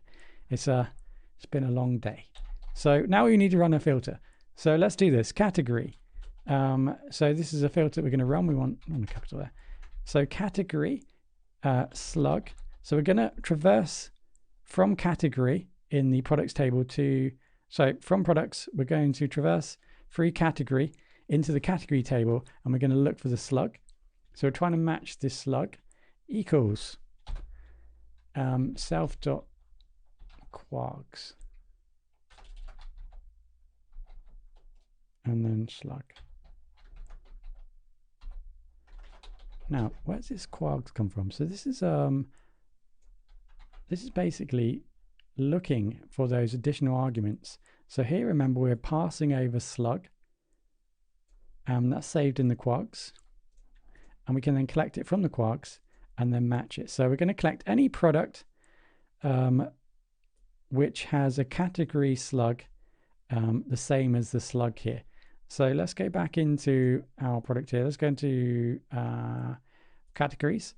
So remember, when we create a category, we give it a slug, so a URL kind of safe name. So we could just use the category name. In actual fact, this almost doesn't make too much sense why we're doing this, but we're going to be utilizing the slug name to identify items. So let's go back and into our products. So remember that there's one item. This is our shoes, boots free. The rest are all boots in the boots category. So now we've got that in place. Let's just run this again. So this is going to be API/category, and then we're going to say boots. So we should now have 3 items returned. One, just one item, it looks like. ID 2 and ID 1. Oh yeah, 3 items here. So 3 items are part of the boots category. So there's one item that's part of the shoe category. I can't remember if it's shoes or shoe. There we go, shoes. And there's one item. So clearly this is working now. In the basic terms, we've now able to collect items based upon their categories. Okay, so hopefully that made sense to you. I do apologize for those moments there. Hopefully you can follow this. Hopefully you've managed to do that and you've got your categories sorted. If not, just check the code in the repository. Just rewind a little bit. Hopefully I haven't been embellishing too much and talking too much, and it has been fairly straightforward. It's always hard to work out how much to give, whether to spend 10 hours on this, because I could easily explain this within 10 hours or 20 hours or 2 hours. Obviously there's more detail that I can include, but of course you can click on the button to speed up the YouTube video if you want to kind of speed things up. So it's probably easier in some respects that I spend a little bit more time talking, because you have that ability to speed things up in the video. Right, so now we've done the Django side. Let's go back into the next side here. So now what we need to do is finish off our category page. So we've got our parameters sorted here so that we can add our parameters to make our dynamic fetch. So as you might imagine, similar to what we did previously, potentially what we're going to need to do now is also set out our get static paths. So I'm just going to paste this in here. So this is what we did previously, remember? So this time, I don't think let's just get something that exists, shoes. So we can prefetch all of our items, set up all of our parameters so we can prefetch all of our products when we go into build time. So when we build the application for real, before we deploy it, of course. So I'm just going to put shoes in for now. So that's another thing that we need to do there. So let's just double check I've got this. So we're going to need to bring in the parameters here so we can actually access them. So let's not forget to do that. So we bring them in here. Okay, that's all good.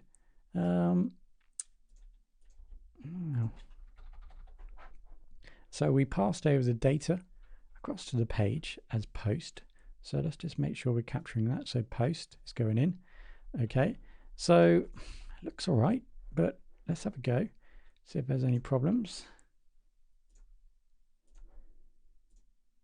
So let's just, oh, we need a way to get to it, don't we? So we only need to do that next. So let's just do category. Now this shouldn't show anything because we don't have an index page. So category, let's just type in boots under shoes. And there we go. There's all the shoes. So boots 3, just to confirm, boots 3 is part of the shoe. So let's go ahead and now add in our boots. So there should be 3 items. Oh, okay. Re-property map of undefined. So do boots exist? Is it boot or boots? So this is where we get the same problem again. So we've got this cannot re-property map, because what's happening is that we're trying to load the page again without capturing the fact that we're using an async request again. So it's the same problem as before. What we're going to need to do here is to produce a kind of a small little loading tool, so we can wait for the page to load the data, or get the data, fetch the data using the async request, and then when we get the data we can then load the rest of the page essentially here. So that's what we need to do again. So we're going to need to bring in the router like we did before. So let's go ahead and do that. So that was the use router from Next. So back up here, let's bring in our router and let's just set this up. So we need to go into our function, our home function, and then bring in our router and the little kind of if statement here. Okay, so that's just going to say loading while the page is loading. So let's go ahead and do a restart. So I'm just going to close my server and just going to restart, rebuild. Okay, looks like it's ready. Yeah, all good.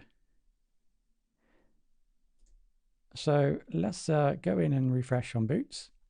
Oh, I think it's already done there. And there we go, we've got the 3 items that are in boots.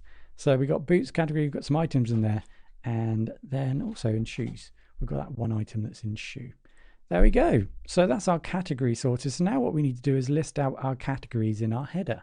So that brings us on to the last step in this tutorial, where we're going to collect all the categories. So we're going to need a little bit of knowledge about MPTT for us to do this. So we're going to extract all of our categories and place it on our page.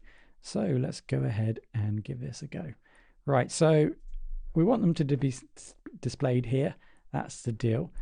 So there's some quirky things that we're going to do here. And this is one of these things where we're going to move later. We're just going to do this as is for now. So let's go into, for example, we need to do this potentially on every single page, because we're going to do it this way rather than putting it in the app for now.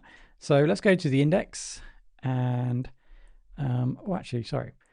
Yes. So let's go into the index and I'll just show you this. So we need to basically collect data. We need to collect all our categories. Sorry, we need to collect all our categories. So we need to go into Django first and create a new view for this. So let's create a new URL to begin with. So this is just going to be called, well, I guess we just call this kind of category. So API, create a new path. Let's create a new path. Let's put it right here. So this is going to be API category. This is going to return all the categories that we want to return. Now this is where we need to be careful, because we've got different layers of categories that we might want to return. So we need to think about that in a second. So let's just build a new view. So in our views, let's bring this in. So category view. So we're going to create a new serializer called category serializer. Our query set is going to be category.objects filter level 1. I'm going to explain that in a second. So we've got our new view here. Okay, so let's build in a category serializer.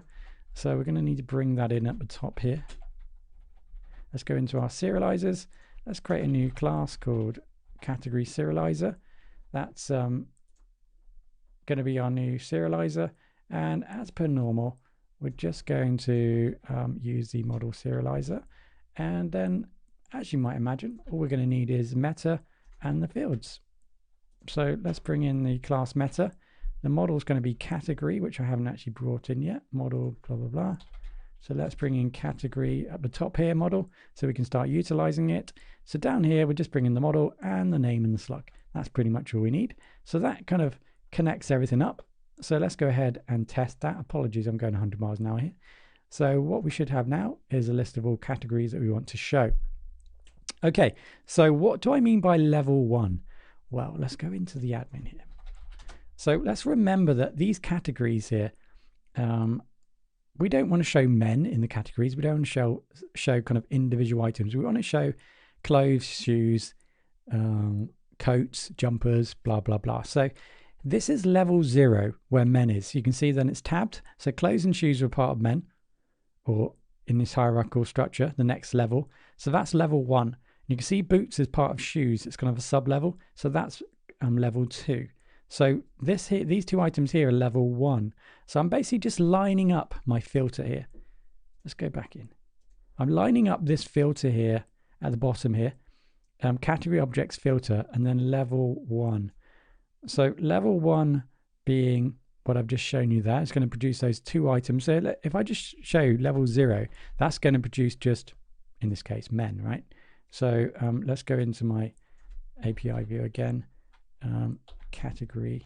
So that's just going to bring back men. So you can see what's happening here potentially. So let's go into level 2. Oh, wrong one. Let's go into level 2. That's going to bring back or return. I say bring back. That's going to return boots. There we go. So you can see what's happening there. And I'm going to add. Apologies, I'm clicking in between everything here. So level 1. So I'm just going to be using level 1. So I've got my data now. I've got my data being returned. So all I need to do now is go back. I pressed that button by mistake. So all I need to do now is go back into Next.js. So let's go in and let's just make the changes. So what I'm going to show you now is the basics of passing data across to components. So like I said, we don't need to do this because we could put this in, for example, the apps and just pass the data to all of our pages through the props.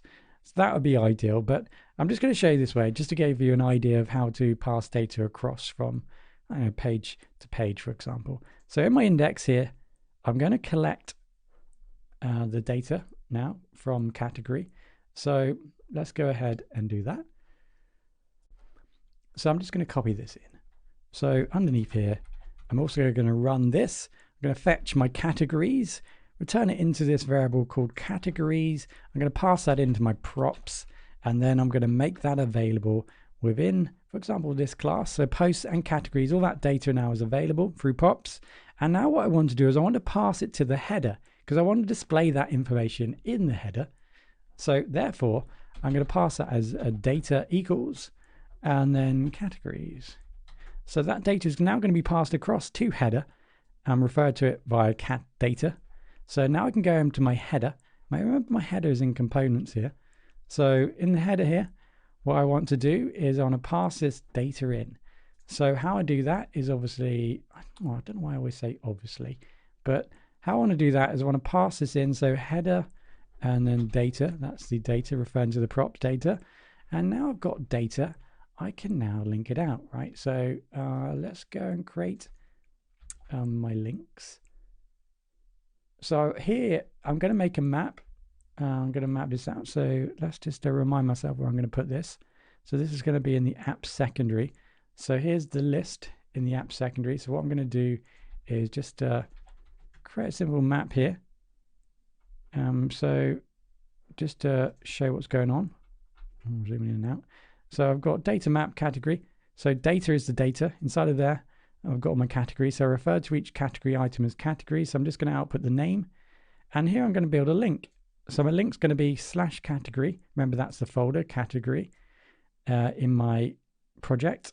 And then the slug name. So that's going to build the individual links. And then I've just finished off with the A tag here. I'm going to create some styling here for my A tag with the category name. And there we go. So that's pretty much all I'm going to need to do there. Hopefully you can see that. So I'm going to need a new class called list item link and also menu list item. So let's go ahead and just copy paste that in. Menu list item and link item list. So nothing amazing here going on. So list item is going to padding 0, padding right. So what I'm doing is I'm removing all the padding, and then I'm going to make the padding on the right. So my menu list, in actual fact, let me just show you my menu list. So my menu list is going to be flex. The direction is going to be row, because I want to make a row column. I want to make a list, but along the row, on the diagonal.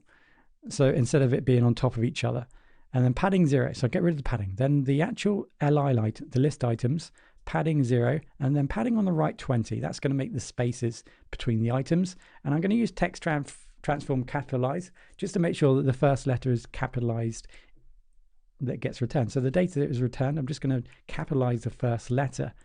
And then the list link item, font size 13, color. So I'm just overriding the A tag styling here with a font size, color, and text declaration. Oh, right. So that's pretty much all that's going to happen there. So let's take a look, and it's now failed. Good. Right. So let's go and have a look, see what the problem is. So here, what we can do is let's just track to see what's going on. Right, so in the header here, let's just check to see if the data is actually being passed across. So here I'm going to run console log data. And what obviously should get returned when I refresh the page on the home page here, we've got the data about the category. So clearly we are receiving that data. So there must be just something wrong with our code. So that, just check to make sure that happens. Now, I have restarted the server, just in case you're wondering.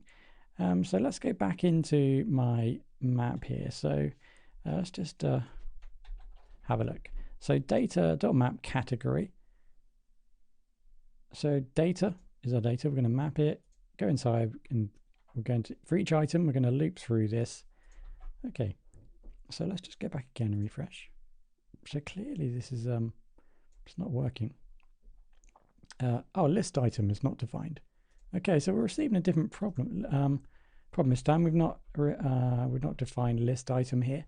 So let's go ahead and let's just add in all the items that we're going to need. So this is in the header. Bear with me. So we're going to need our list item and our list. Yep, list item. So let's go back. Link is not defined. So let's also bring in link. So these are just some resources. Okay, there we go. So that's the link. Refresh, and there we go. So wow, it's just happened there. So let's go back in our code, close. These are close. Oh no, not loading. We're loading our close. So as you might imagine, what's happened here is, you may have already guessed it, in the header, we are actually now loading this header on all the pages, and it is expecting some data. So apologies. It is expecting this data. So essentially what's happening is it's trying to load this data for all the pages, and it can't do that, of course, because we haven't told it to do that. So here in the index page, we have explicitly created this this call to that data. So what we're going to need to do now is just add this to the two slug pages. Now, like I said earlier, we are replicating code here, and we could use this in the app, for example, but we're just going to do this manually so we get the idea of what's going on. We are passing the data from here. So let's go into slug. Let's go to the bottom here, and let's just add this in manually. So this is the getting the category information. Now what we're going to do is we're just going to pass this down through the drain hole, and then we're going to pass it into the product up here, and then we're going to put it into the header. So data, and then like we did before. So this is the same process as every page. So we'll do the same thing on this page here. So let's just finish this off. So data equals, and then our data. Okay, so that's in this page here. So I'm just going to copy this and then go into my slug category, the header. let's take categories. So just do this backwards this time. So posts and categories, and then down here we want posts and categories. And then the last thing is just to bring the call in right here. There we go. So let's just go ahead and let's just rebuild.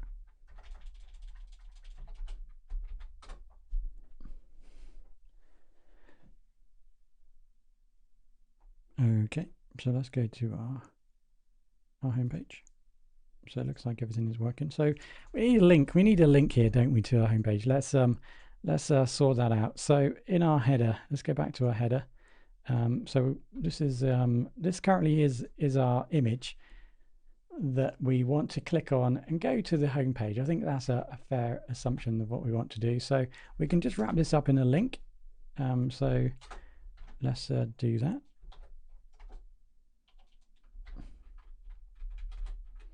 That's good. So we can just wrap up a nice little link, and let's not forget the A tag, of course. Okay, so that's going to link me to the home page. So hopefully that kind of solves that little link. Yes. Yep, that solves that little link there. So that now I've got the link now to the home page. So I'll go to close. Should show me close had what, one item was it? Oh, no items. There's no items in close, so it's not going to show anything. So shoes, that's just one item in shoes. Okay, so is that the case? So is there one item in shoes? Let's have a look. I think that's right, isn't it? So category shoes. There we go. Right, so now you can see the problem here, for example, is I'm explicitly asking for shoes, and what I really want is to show all the items that are in shoes.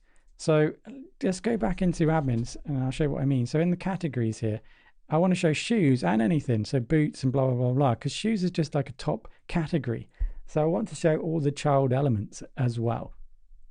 So here it is. So if you go back into the store and the views, what we've done here is just created an extension to line 25, which is the category items. So selecting the category items. So here what we're going to do is we're going to collect the categories as per normal, slug equals slug that we're returning, but we're going to get descendants. So anything, for example, in our shoe category, anything under that, say boots and whatever, is also going to include that too in our list. So here we're using .get descendants include self equals true, so also include shoes. Now this depends how you set this up, because you might not have anything in shoes. You might just use a subcategory. So in this case, include self true doesn't matter. So going back to our tree, so if I refresh, you can see it works now. So I'm getting category 4 and category 2 back at the same time. So go into our category here. So this is category 1, this is category 3, this is category 2. Tells me at the bottom here of the page, it pops up. So you can see that I'm going to get everything from category 2 and category 4. That is what's happening. So anything underneath shoes, I'm going to get. So in clothes, if I had parts of clothes, t-shirts, whatever, jumpers, that would be under here. So again, I don't need to put anything in shoes. I could put them in subcategories and then call it from the main or the parent category. Hopefully that makes sense. I'm basically selecting everything now from shoes and boots. So when I go in here and select shoes, it's going to show me everything from shoes, including all the boots. And there we go. So it does say all boots, but one of these is in shoes. So let me just, so